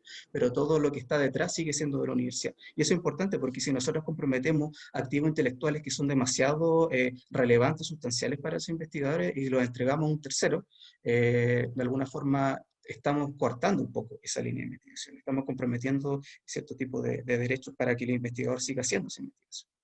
Otro aspecto que es clave, que tiene que ver con una de las grandes ramas de la propiedad intelectual, es reconocer la autoría, o sea, poder identificar quiénes son los creadores intelectuales de de los diferentes desarrollos que se están generando. Evitar un mal uso y asegurar un uso real. O sea, por ejemplo, si yo puedo identificar y subir a una página web quiénes son son los creadores intelectuales de una metodología que va a quedar en un repositorio, y después aparece un clipping o copiada eso mismo en otra página, con una mala fe que se puede presumir, si yo tengo estos derechos y pongo los disclaimers suficientes, como se ve aquí en esta lámina más abajo, de hecho, derechos reservados de la Pontificia Universidad Católica de Chile, prohibir su reproducción, solo por citar un ejemplo, de alguna forma estoy desincentivando que ocurran ese tipo de gestiones. Ahora, con otro tipo de derechos intelectuales se hacen otras gestiones quizás más agresivas, pero eso es el estándar de las cosas que se crean. La primera manifestación de una creación intelectual que probablemente sea una obra que se protege por derecho de autor. ¿Qué es lo que se protege? Ya vieron lo que viene, pero esto es clave y nos hemos dado cuenta de que, bueno, en estas charlas que hacemos en la universidad, tanto estudiantes como académicos, diferentes unidades académicas y facultades, todavía está esta sensación de que alguien puede ser dueño de algo que se me ocurrió, de una idea. Tengo una súper buena idea, entonces esto es lo que voy a proteger. Y eso es un error. Las ideas en sí no es algo que se pueda proteger. Las ideas, digamos, hablemos metafóricamente, están ahí en un árbol, en las ramas de un árbol, pero no es hasta, sino que hasta alguien se le ocurre y lo llega a materializar de alguna forma más concreta una idea, a través de una metodología, a través de un software, o a través ya de un invento, de un aparato que está solucionando un problema técnico. Eso sí es algo que se puede proteger, pero una idea per se no es algo que se pueda uno adueñar de eso. Sería bien complejo si llegáramos a ese nivel de regulación con la propiedad intelectual. Entonces, las categorías, dos grandes mundos que existen, y son dos grandes mundos porque justamente los efectos que tienen sobre esa innovación o desarrollos que nacen en la universidad son bastante diferentes, donde este gran conjunto de la propiedad intelectual se podría dividir en el derecho autor y en la propiedad industrial. Y solo de forma para no aburrirlos con temas tan técnicos, que los podemos resolver si tienen alguna duda al final.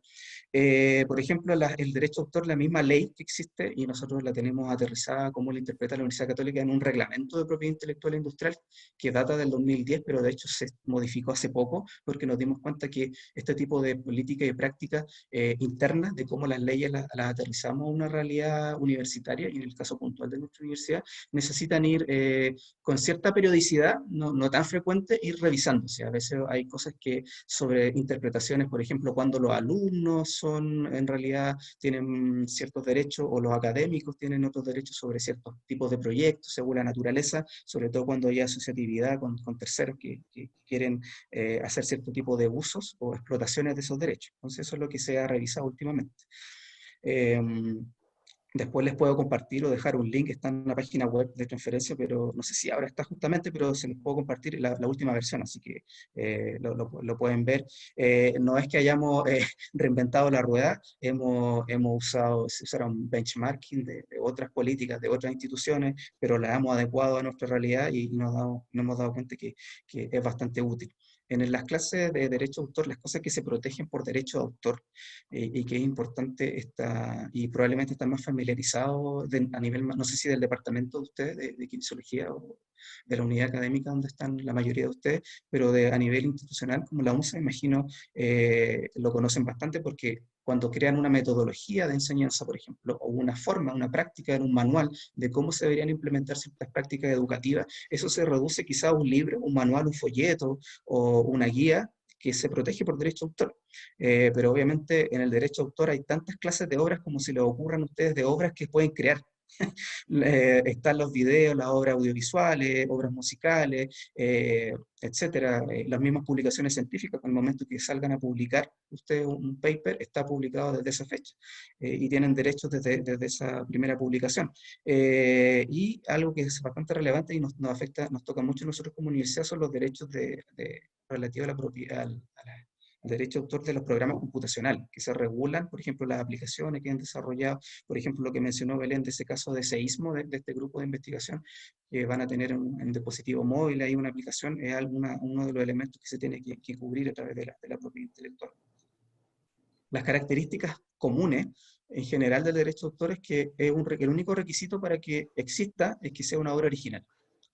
Y muchas cosas pueden ser obras originales, pero se presume que si uno tiene una creación va a ser original, de hecho. El derecho nace con la creación de la obra o cuando ustedes la publiquen. Hay algunas obras que quedan bajo reserva, son casos excepcionales, o a veces el autor prefiere mantenerse anónimo o con algún seudónimo, pero desde el momento en que se publica se entiende que nace un derecho. Y esos derechos tienen que ver con esa asociación entre el autor y su obra. Es este elemento distintivo de este tipo de creación. Uno aquí en Chile y en muchos otros países puede ir a una oficina que en el Departamento de Derechos Intelectuales y hacer un depósito. Uno lleva el documento y paga una tasa que es súper económica, puede variar entre los 7.000 y 20.000 pesos, si no me equivoco, depende de cuánto esté la UTM, y no hay ningún análisis. Y uno tiene de alguna forma ahí un medio de prueba. No es necesario hacerlo, no es un requerimiento, no es una obligación, pero cuando uno quiere formalmente vincularse con un tercero y ya tiene, por ejemplo, un interesado en que quiere adquirirlo y después hacer copias, por ejemplo, de esta obra, o una editorial que lo quiere integrar después como un capítulo de un libro, es clave tener ese tipo de registros para poder referirse a un bien puntual, a un activo intelectual que está acotado. Es esto lo que te estoy entregando, no es algo que yo te puedo contar lo que no está en esta página web, no, es esto exactamente, y si tienen un registro, mucho mejor, más que como es económico no, y algo que puede tener interés importante, vale la pena hacerlo. Y legalmente ese derecho de autor se reconoce a nivel global, pero cada país tiene sus propias leyes, así que cómo lo aterriza y su vigencia y qué tipo de derechos se pueden ejercer depende de la legislación de cada país. En Chile la vigencia de los derechos patrimoniales, que tienen que ver con el derecho de autor, es de 70 años desde que se muere, desde el fallecimiento del autor o del último autor en las obras que tienen varios autores, involucran trabajos colaborativos con varias personas, y los derechos patrimoniales, que tienen que ver con estos derechos que nos facilita el derecho de autor para poder comercializar, por ejemplo, o licenciarlo, son acotados, son derechos para reproducir la obra, para distribuirla, para hacer publicaciones o adaptaciones. Es importante ahí tener esos derechos a veces para poder hacer propias obras originales, tener de antemano los derechos de adaptación de otra obra para no tener algún problema legal después con el que uno usó como base para poder crear su propia metodología, por ejemplo, o protocolo. Y estos son desde el punto de vista de la propiedad industrial, las modalidades de protección, que quizás algunas son bien conocidas para ustedes, de la propiedad industrial, que son las marcas, son bastante intuitivas, son estos signos distintivos de producto y servicio. Pero donde las más apetecidas de alguna forma, las que tienen legalmente mayor valor para reducir el riesgo de terceros a involucrarse en un negocio que está protegido a través de patentes son las patentes, donde destacan las patentes de invenciones, donde se protegen productos que son desde procesos tecnológicos, aparatos, en el caso, no sé, me imagino desde kinesiología pueden ser ciertos aparatos, indumentarios, si bien están excluidos de protección los procesos de diagnóstico y tratamiento a los pacientes, por un tema más bien de impedir de que en el momento en que hay que salvarle la vida a alguien, un médico o un profesional que trabaja en la salud, no tenga que preguntarse si tiene que aplicar cierto protocolo o está infringiendo un derecho si lo hace, y no, lo importante es salvarle la vida a la persona. Entonces por eso hay ciertos tipos de exclusiones en temas de patentes, pero los procesos, ciertos productos que habilitan a esas terapias, por ejemplo, o que se pueden aplicar procesos para salvar la vida a alguien, que es lo que mencioné, sí se pueden apropiar. Y ahí los productos se definen por sus componentes, los procesos se definen por su paso a paso, cómo se aplican en la industria y cómo genera un efecto técnico al generar un producto. Las características comunes de esto son las que están en esta diapositiva, van a tener, por supuesto, les vamos a hacer llegar esta presentación, pero las claves acá es que dependen mucho de cuáles son los activos intelectuales que estamos hablando. Para las patentes nos exigen un requisito que es súper importante, que es que no sea algo obvio o evidente, que se llama nivel inventivo, pero para poder saber si cumple cierto desarrollo tecnológico e innovación que ustedes reciban, como oficina encargada de esto, una potencial OPL que puedan tener en la universidad, es necesario asesorarse para hacer una búsqueda del estado del arte en cierta etapa que ustedes pueden determinar donde el mejor momento, ojalá sea temprano, para determinar si cierto tipo de desarrollo cumple o no con los requisitos antes de ir a una oficina de patentes, porque a diferencia de los derechos de autor, si no se hace un trámite y no se va al INAPI, el Instituto Nacional de la Propiedad Industrial, o otra oficina de patente en otro país, no existe ese derecho. Uno lo solicita y desde el momento en que se solicita existe. No es cuando se crea y lo ponen a disposición del público. Entonces eso tiene un costo. En general, tiene un costo asociado a estas asesorías. Con la universidad nosotros trabajamos con estudios jurídicos, asesores de propiedad industrial, que redactan las patentes, depende del área técnica, por eso la interdisciplina también es importante ahí, si tienen que ver con el área de salud, con el área más ingeniería, más dura, etcétera, quiénes son los que escriben esas patentes. Y es algo territorial. Uno te hace el trámite en Chile, por ejemplo, en INAPI, para que le conceda una patente en Chile, y tiene un costo.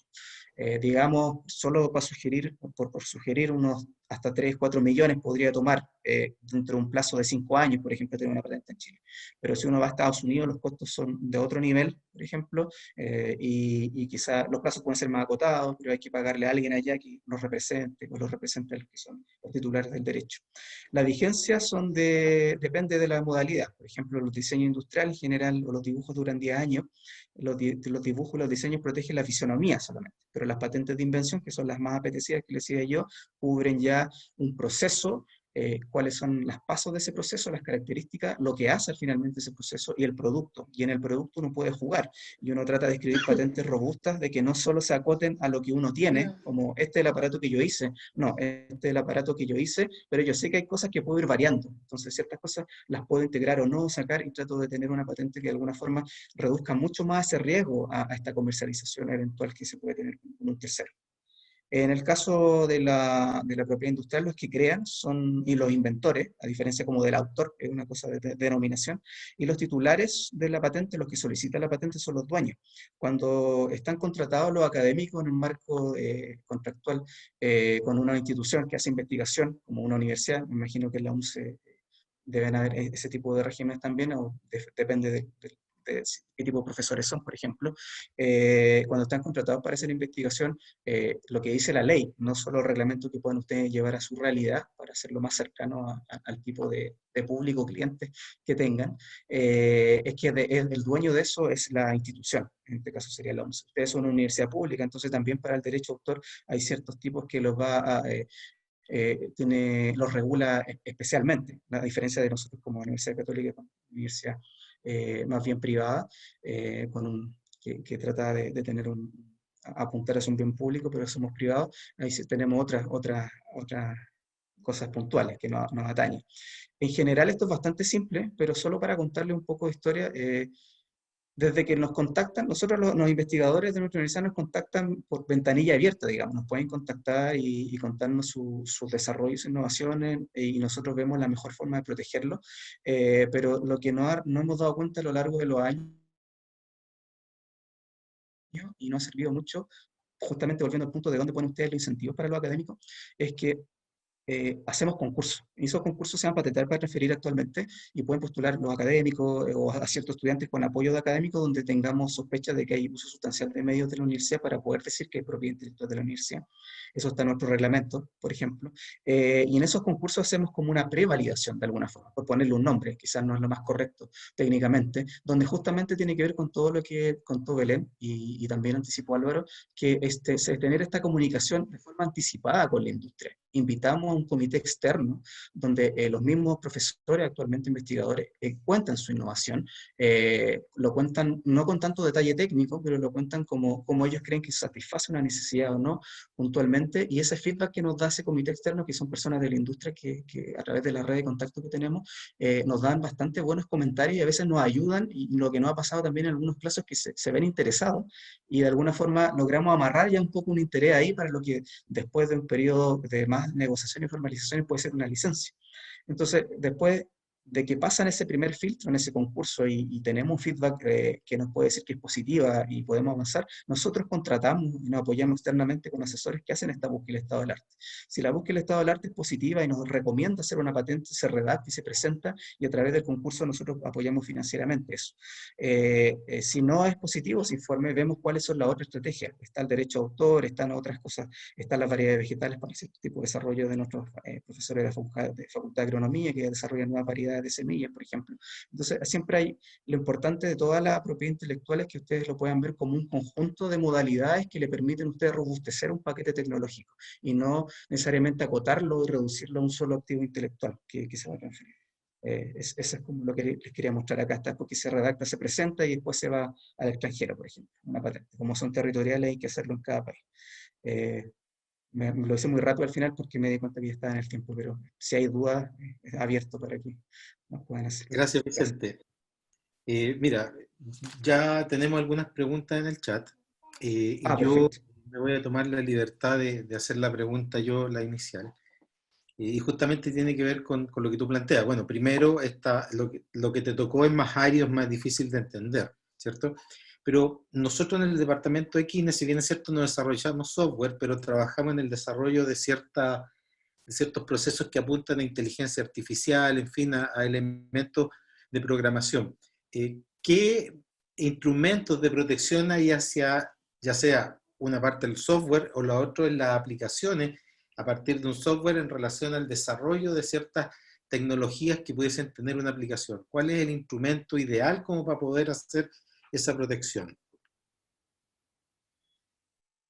No, a ver, no sé si entendí bien como, entiendo que en un caso puntual me hablaste de inteligencia artificial, es un tema bastante atingente actualmente, al menos desde nuestra experiencia hemos visto que cuando la inteligencia artificial, por ejemplo, creo que este es un caso real, se aplicó un sistema de refinería en la minería, en un caso de unos profesores de nuestra escuela de ingeniería, se logró construir una patente en base a un sistema, o sea, un sistema donde hay medios físicos, eso es lo muy importante en una patente, que hay una interacción humana, no es algo que ocurre en un mundo de la idea o de metodologías que se programan solamente, que se pueden escribir solo como código, pero donde la inteligencia artificial fue esencial para poder determinar ciertos umbrales o parámetros para tomar decisiones en un proceso. Eso se construye como un proceso industrial que puede ser patentable o un sistema, o sea, diferentes elementos que están funcionando de forma integrada para decirle en un momento a la refinería, no, aquí tienes que introducir en el proceso de refinamiento de cierto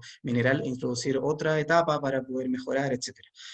Ahí está detrás de una forma de la inteligencia artificial. Uno cuenta en la patente un poco que se usan ciertas metodologías, pero per se no está cubierto, porque ese tipo de metodologías que se usan de entrenamientos para inteligencia artificial en general son elementos que están divulgados y muchos son herramientas que están disponibles, cualquiera las puede usar. Entonces hay que llevarlo a una materialización, algo más tangible, por ejemplo, como el caso que te conté.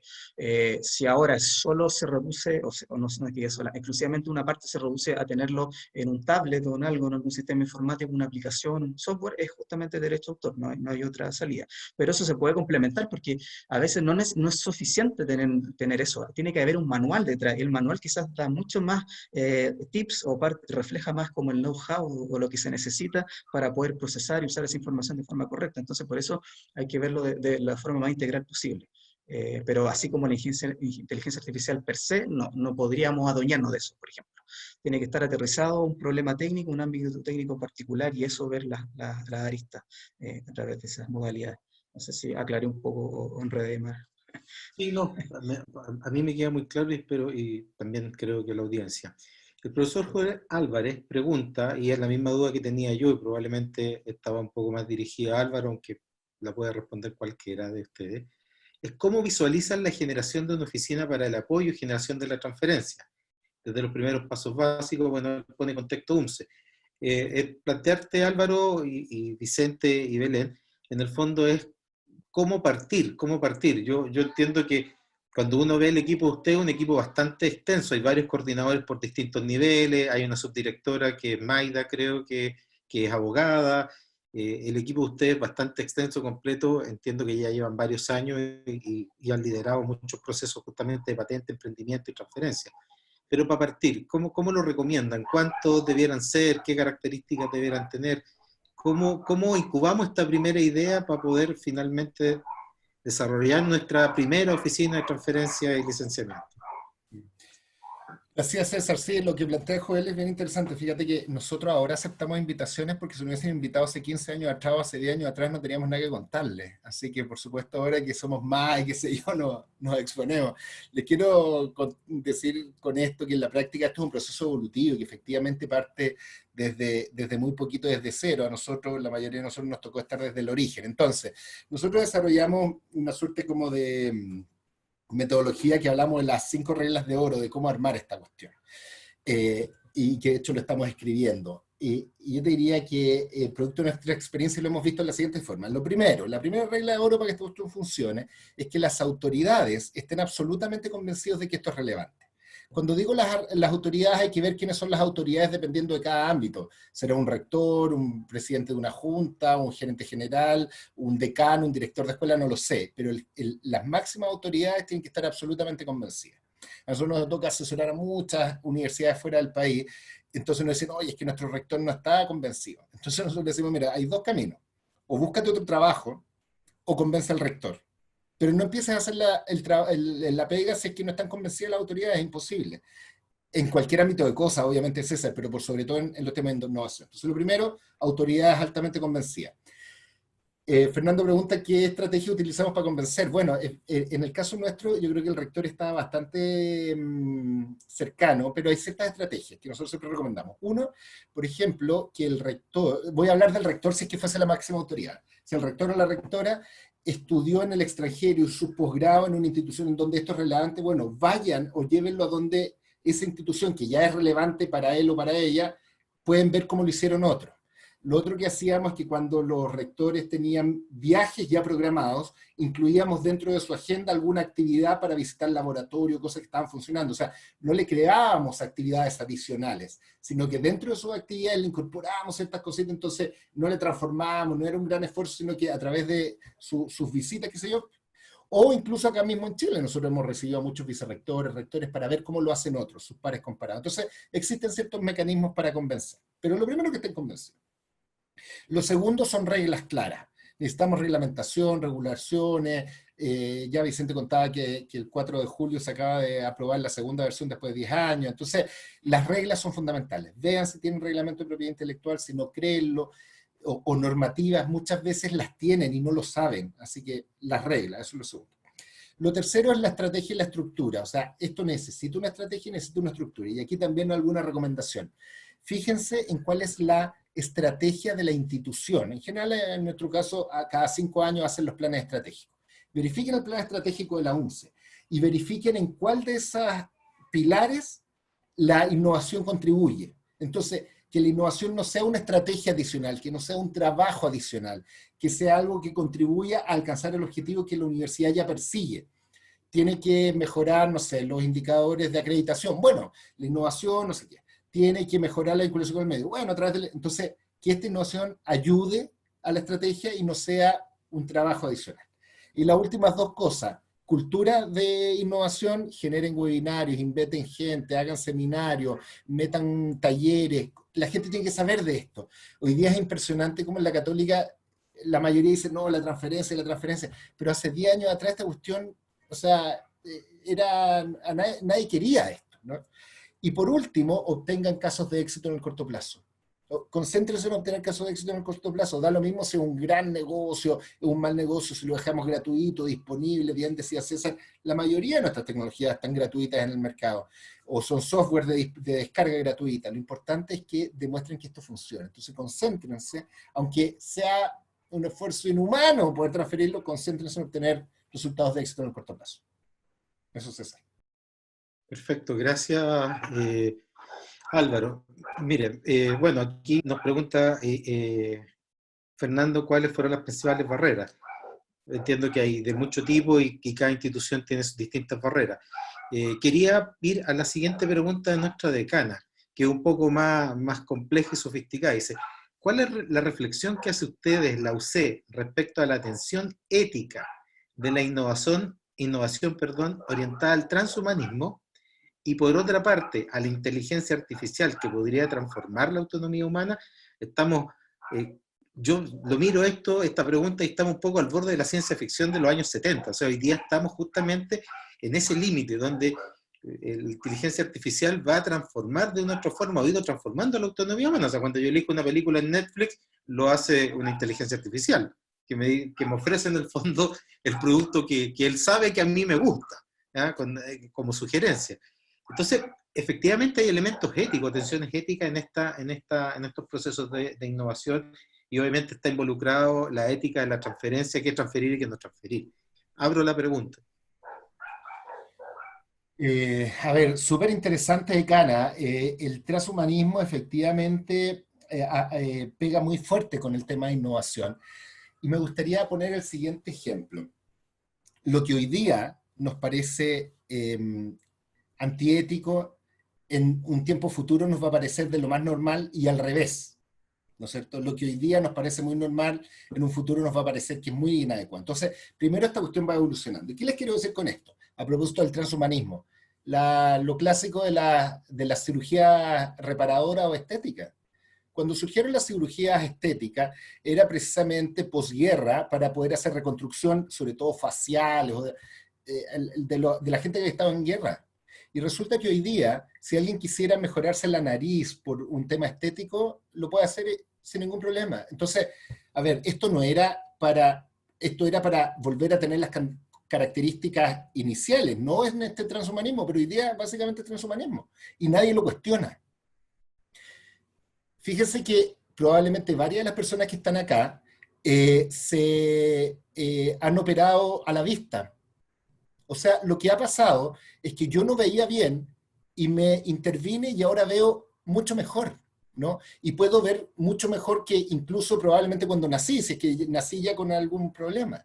Entonces, ¿qué quiero decir? ¿Alguien cuestiona hoy si te puedes o no operar a la vista para ver mejor?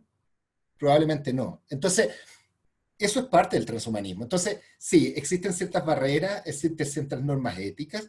Si es que la Universidad Católica, que al igual que varias universidades, tenemos libertad de investigación, así que todos podemos investigar en lo que queramos. Sin embargo, tenemos que pasar por los comités éticos, que sé yo, y hoy día no existe entrada. La decana quería plantear algo al respecto.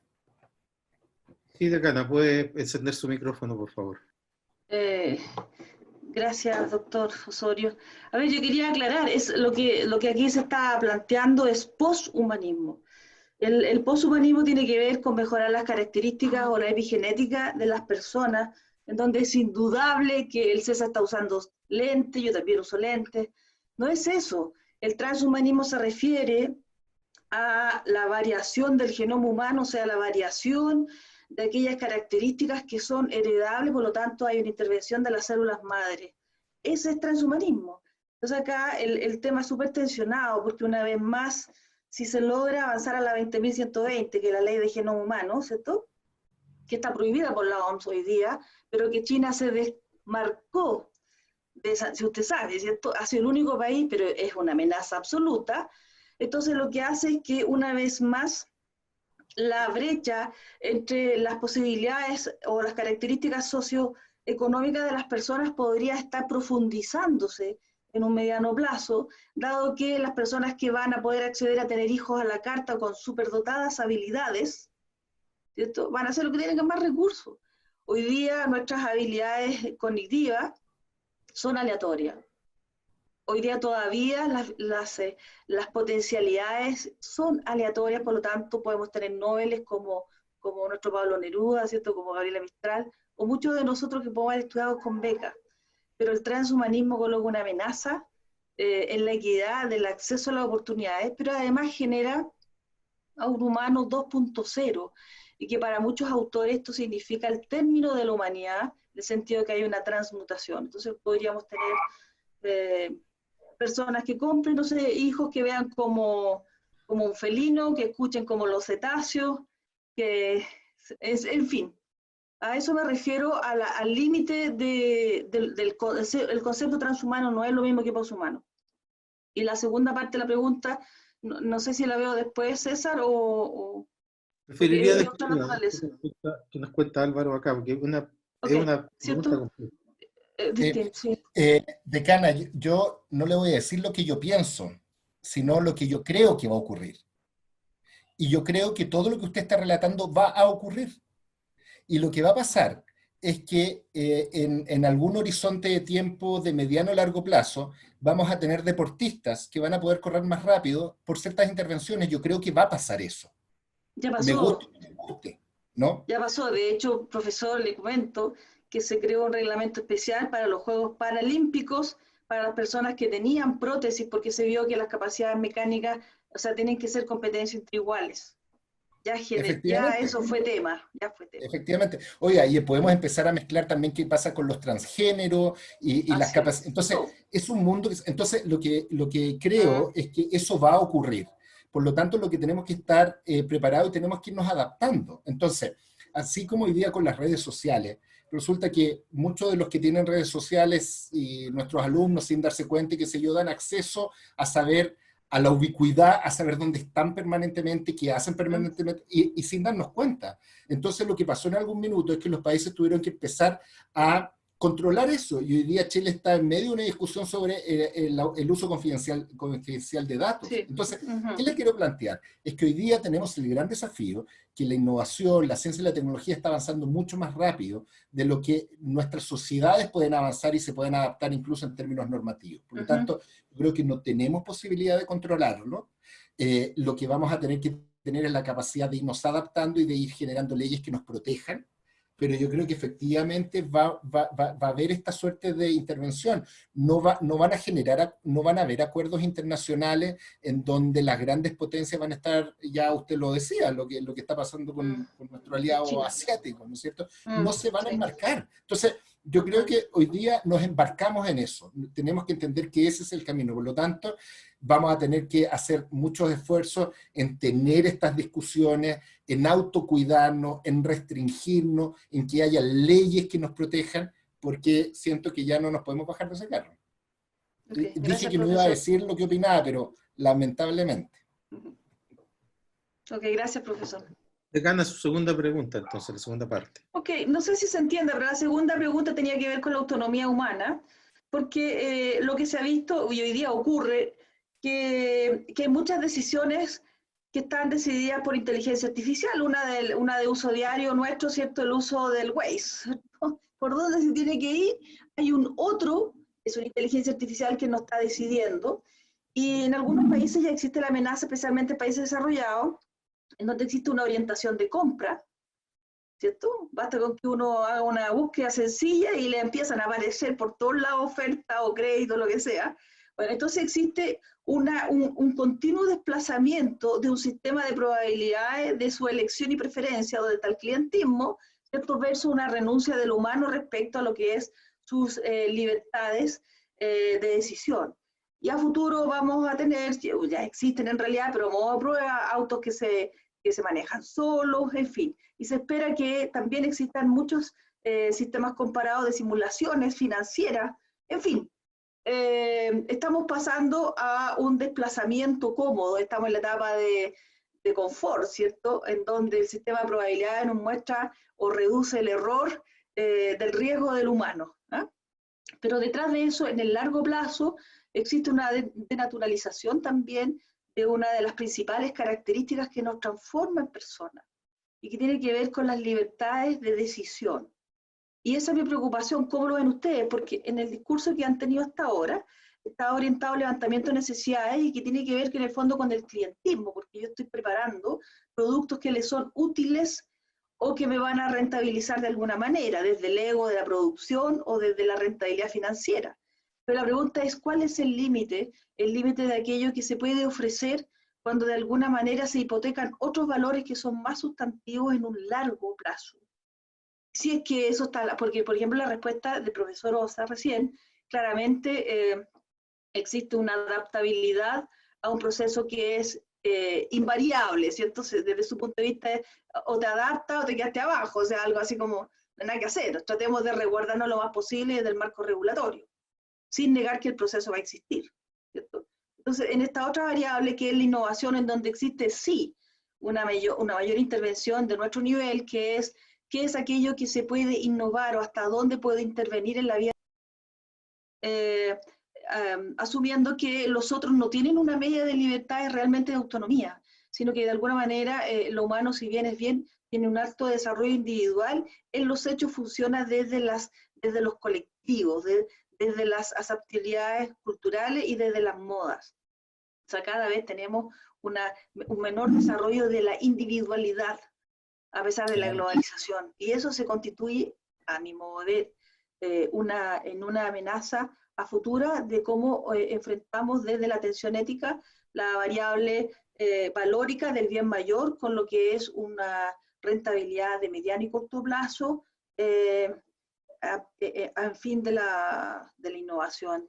Eso les quería preguntar, ¿cómo lo ven? Porque además Universidad Católica que tiene, se supone un sello valórico muy fuerte en todo aquello que se hace. Sí, es bien interesante. Fíjese, Decana, que cuando planteo que subámonos y veamos qué podemos hacer, yo solo precisar que aquellas leyes o normas son las que nos tienen que resguardar de eso. Y ahí nosotros podemos ser activos partícipes, nosotros como instituciones, como la academia, ¿no es cierto? Entonces, cuando digo, una de las cosas que nos preocupa es el uso confidencial de datos, a propósito del ejemplo de redes sociales. Por lo tanto, nuestro desafío no es, mira, ¿sabes qué? Mis hijas, yo tengo una de 4 y 3 años, están fritas. No, no es esa mi postura. Mi postura es que nosotros tenemos que, como academia, ser muy proactivos en que debemos generar cambios fundamentales en las leyes que nos protejan. Porque lo que no creo posible es prohibirle a mis hijas que usen las redes sociales. No lo veo posible, ¿no? Entonces, a eso me refiero con decir, este es el carro, pero el camino no es prohibamos las redes sociales, sino más bien regulémoslo para tener este marco, ¿no? Ese con respecto a lo primero. Con respecto a lo segundo, es muy interesante, yo creo que podemos estar toda la tarde acá. Primero, ciertas cosas con respecto a la inteligencia artificial y la propiedad intelectual. Quizás ahí sí Vicente después quisiera, pero hoy día lo que establecen las normativas es que quienes crean propiedad intelectual son las personas, ¿no? Y resulta que hoy día las máquinas, se está debatiendo profundamente si pueden crear o no propiedad intelectual. Y hay tendencias que dicen que sí la crean, ¿no? Pero hoy día las leyes no lo protegen, es decir, porque no están dentro del marco regulatorio, ¿no? Sí. Entonces, es un gran debate que hoy no está resuelto. Como las personas o son las máquinas las que crean propiedad intelectual. Y hoy día la ley dice que solo las personas lo hacemos, ¿no? Por otro lado, está que efectivamente existen muchos marcos éticos y sobre todo nuestras instituciones tienen el principio de libertad de investigación y eso nos rige a todos. Lo que pasa es que existen algunas instituciones que teníamos ciertos marcos éticos, ciertos marcos, ciertos valores, incluso, no sé, laicos, eclesiásticos, de algún otro tipo, que también nos autorregulan. Entonces, efectivamente, si bien es cierto, nosotros no prohibimos, yo creo que también hay una suerte de autorregulación, ¿no es cierto? No tenemos investigaciones vinculadas al aborto, por ejemplo, ¿no es cierto? O en pro de, pero no es necesariamente por prohibición, sino más bien por autorregulación. Si existiera, bueno, habrá que ver cuáles son las decisiones institucionales. Yo creo que, a ver, efectivamente, el impulso a la innovación, al emprendimiento, y más allá de la parte más religiosa, vuelvo a mi ejemplo inicial de los temas de defensa. La innovación surgió fuertemente por la industria de defensa, de hecho de una forma más directa por la industria armamentística, ¿no es cierto? Entonces, es decir, nosotros queremos desarrollar nuevos armamentos dentro de la universidad, podemos ser capaces, porque tenemos facultades de química, en fin, ni hablar con lo que pasó con Einstein, por ejemplo, y sus desarrollos y cómo después fueron derivados. En fin, hay toda una polémica. Entonces, lo que quiero decir es que desde aquí debiese haber mucho autocontrol, debiese haber control de las instituciones, pero hay cosas que no son controlables y yo creo que tenemos que entender eso, ¿no? O asumir más que entender, ¿no es cierto? Asumir esas cosas. Por lo tanto, hay riesgos en estas materias. Cosas que queríamos para un fin, resulta que finalmente se pueden usar para otro fin. ¿Cuáles son los beneficios, por ejemplo, de la propiedad intelectual? Que con eso yo puedo restringir los fines. Y por eso es que lo defendemos tanto, ¿no? Porque yo puedo decir, esto se usa, pero se usa para ciertos fines, ¿no? O al menos legalmente para ciertos fines. Entonces, en fin, yo creo que es una larga discusión, ese es un tema que es bien permanente cuando estamos hablando de innovaciones bastante disruptivas, pero en fin, hoy día no existe todavía consenso al respecto. Okay. Belén quería agregar algo al respecto. Gracias. Belén.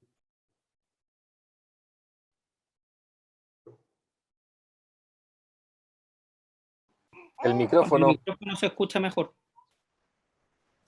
¿Ahí? ¿Se escucha? Sí, se escucha perfecto. Quería agregar 2 puntos en relación a lo que estaban hablando. En cuanto a los proyectos que se postulan, por ejemplo, en el caso de la Universidad Católica, todos pasan por comités de ética que tienen que aprobar estos proyectos y entregar una documentación que respalde que no están transgrediendo con las normativas, ya sea de la universidad y otras normativas éticas, para poder postular. Así que de todas maneras hay una regulación, si bien los profesores pueden hacer el tipo de investigación que ellos quieran, tienen un marco regulatorio que los delimita. Y en cuanto a la libertad de investigación, que también mencionó la profesora, si bien los profes todos tienen la libertad de investigar sobre lo que quieran, nosotros recomendamos, dada la práctica que tenemos y la experiencia que hemos tenido directamente con investigaciones que han terminado o que están en proceso, es que se conecten desde los inicios con la industria o con las entidades públicas, si es que son proyectos que tienen algún fin de interés público, para saber si realmente tiene cabida en la vida real, por así decirlo. Hay muchos proyectos que llevan, no sé, 2 años, 4 años de desarrollo y llegan a conectarse tardamente con la industria o con las entidades y se encuentran que la necesidad ya está resuelta o que la aplicación no es factible en la vida real porque, no sé, lo que ellos están planteando no se puede implementar directamente en una fábrica, o las capacidades tecnológicas no son suficientes. Entonces, también se relaciona con los riesgos de éxito que puede tener la investigación que mencionaba Álvaro. Está súper bien que los investigadores realicen la investigación que ellos quieran, y nosotros no les vamos a decir que investiguen, tampoco les decimos investiguen lo que la industria pide, sino que evalúenlo, piensen un poquito más allá en el futuro de la investigación y en el resultado que quieren conseguir, y cómo se va a implementar finalmente, y cómo va a poder ser utilizado por los usuarios finales, que no siempre son, entre comillas, los mismos clientes a los que apuntamos cuando vamos a estas validaciones comerciales. Puede ser que la sociedad sí lo necesite realmente, pero tengo que ver quién lo va a fabricar, o quién lo va a implementar, quién lo va a distribuir, quién lo va a masificar. Por eso es que recomendamos que se hagan estas validaciones tempranas y estos contactos tempranos con la industria y las entidades públicas. Gracias, Belén. Voy a hacer las últimas 2 preguntas. Voy a terminar con la pregunta de nuestro director del departamento. Quiero antes hacer una pregunta yo, y va dirigida a Belén. Cuando tú mostraste el modelo que al final resultó exitoso después de varios intentos de la aplicación o la plataforma Seismo, yo entendería también desde mi visión como investigador, de que tal vez al inicio, cuando se hace la primera presentación, a nosotros los investigadores nos cuesta entender un poco este tema de la transferencia y la innovación. Nos da un poco de susto también, muchas veces pensamos en ceder este conocimiento a otro, porque seguimos valorando mucho más el paper en revista Corriente Principal, porque aporta mucho más a nuestro desarrollo académico, porque muchas veces está invisibilizada la innovación o la transferencia, no nos da punto para nuestra carrera finalmente. Entonces, ¿cómo fue un poco la experiencia del inicio? Porque finalmente uno ve que hay una transformación en el equipo, se van agregando más personas, aparecen ideas, hay distintos fracasos, pero finalmente ese equipo persevera, llega, instala, se financia y desarrolla la plataforma. Entonces, ¿cuáles fueron las primeras trabas iniciales? Y lo pregunto porque nosotros queremos avanzar hacia allá y nos vamos a encontrar con esas dificultades, y tal vez podamos anticiparlas en base a la experiencia que ustedes tienen. Bueno, en general ha habido un cambio. Yo llevo 3 años, un poquito más de 3 años en la universidad, y en la práctica ha habido un cambio en las normas complementarias de las facultades, que no solamente dan puntajes por los papers, sino que también ahora están considerando las solicitudes de patentes, los proyectos adjudicados.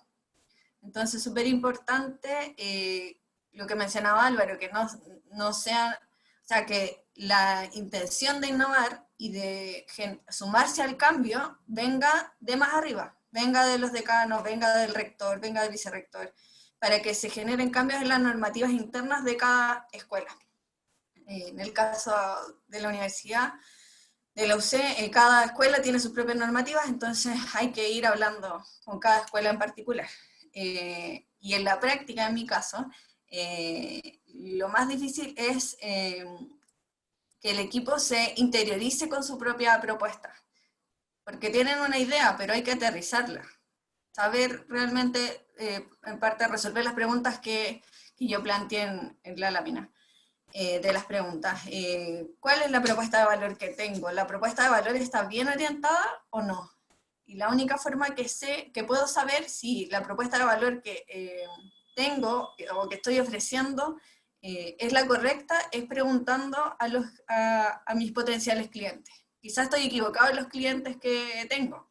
Entonces tengo que hacer una validación mucho más amplia, contactarme con mucha más gente, y quizás en el camino me doy cuenta que tengo que apuntar hacia otro camino, o hacia otro público objetivo. Perfecto, hay que ser súper resiliente, el equipo de investigación tiene que tener la capacidad de adaptarse y de estar abierto a escuchar también las críticas de las instituciones o de la industria. Perfecto. Por eso también hacemos que se junte el académico directamente con la empresa o entidad pública. Eso es interesante, creo que es un punto que nosotros rescatamos, más allá de todo lo que tú planteaste y las preguntas, la forma de responder las preguntas, que me parecieron súper valiosas. Bueno, nuestra última pregunta la hace nuestro director, profesor Antonio López, y pregunta si hacen algún trabajo focalizado en lo curricular, en las carreras de pregrado, entiendo yo, en relación a la transferencia y desarrollo. Dejo abierta la pregunta para cualquiera. Nosotros creamos un curso que se llama Propiedad Intelectual para Transferir e Innovar, que es transversal en pregrado. El año pasado no lo hicimos, pero creamos un curso, son muy pocos los que existen. Los cursos comúnmente que existen son en posgrado, pero en pregrado es muy poco. En algunas carreras se han creado dentro de la malla, digamos, estos ramos, así que son muy recomendables. En posgrado nosotros también dictamos un taller, por ejemplo, de propiedad intelectual y transferencia tecnológica para los doctorandos, que son de todas las disciplinas, y esa es la recomendación de este tipo de cursos, es que sean transversales, no sean solo para una carrera o para una disciplina, sino transversales. Esa parte es muy relevante, y ahora estamos participando en un plan importante para ciencia e innovación, para las carreras de ciencia, donde también la estamos incluyendo. Entonces la recomendación es sí en forma que sea transversal, no por carrera. Muchas gracias, Álvaro. Bueno, yo quiero agradecer la participación de ustedes, la generosidad que han tenido de contarnos lo que hacen, y le quiero pedir a nuestra decana que por favor haga el cierre de la actividad. Vuelvo a insistir, de verdad, de corazón, un agradecimiento a todos ustedes por el trabajo que realizan, reconocer el liderazgo que ustedes han tenido a nivel nacional como institución, reconocer, digamos, el trabajo que tú haces, Álvaro. Te sigo, estoy haciendo el curso de Coursera, ahí te conocí, digamos. Muy interesante cómo han ido esto, participado en algunos seminarios, me acuerdo del proyecto LACTE 5, en fin, y ahí me he ido como interiorizando más, porque esto hace mucho más cercano estas temáticas que uno lee en un paper. Yo me he leído todos los papers que se recomiendan en general, pero no te da la misma visión cuando te lo cuentan las personas que lo hacen en el día a día, que te van contando en el fondo a partir de su know-how, estos tips que te ayudan a superar ciertos nodos críticos en la instalación de este tipo de ideas o proyectos dentro de las universidades. Decana. Bueno, yo no puedo más que agradecer primero la generación de este seminario y segundo, esta capacidad de interrelación y de contacto entre académicos que son de distintas universidades, una compleja y la otra que no es compleja, sino que es pequeña, y que además nos permite ir construyendo una apuesta del estado del arte y un imaginario, no solamente de lo que es el mundo, ¿cierto? Como un planeta 50 años, porque de alguna manera mis preguntas apuntaban al hemisferio norte, ¿no? Estamos un poquito lejos de esa lógica, pero lo que tenemos que hacer es avanzar al encuentro de saberes, al encuentro de instituciones, y aquí nadie queda afuera.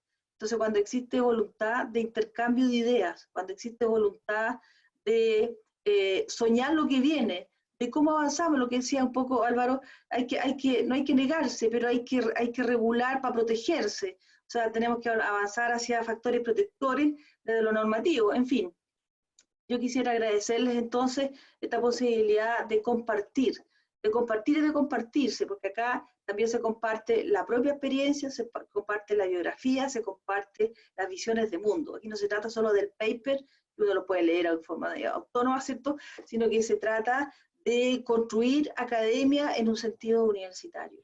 Así que muchas gracias a Álvaro y a Belén por esto, también a César como moderador y por supuesto al departamento de Kine, a todos los que han hecho este puente del mundo de las personas, esta academia generosa, esta academia que se construye entre todos y que con todo a lo mejor podemos hacer una normativa y un país con más oportunidades. Muchas gracias.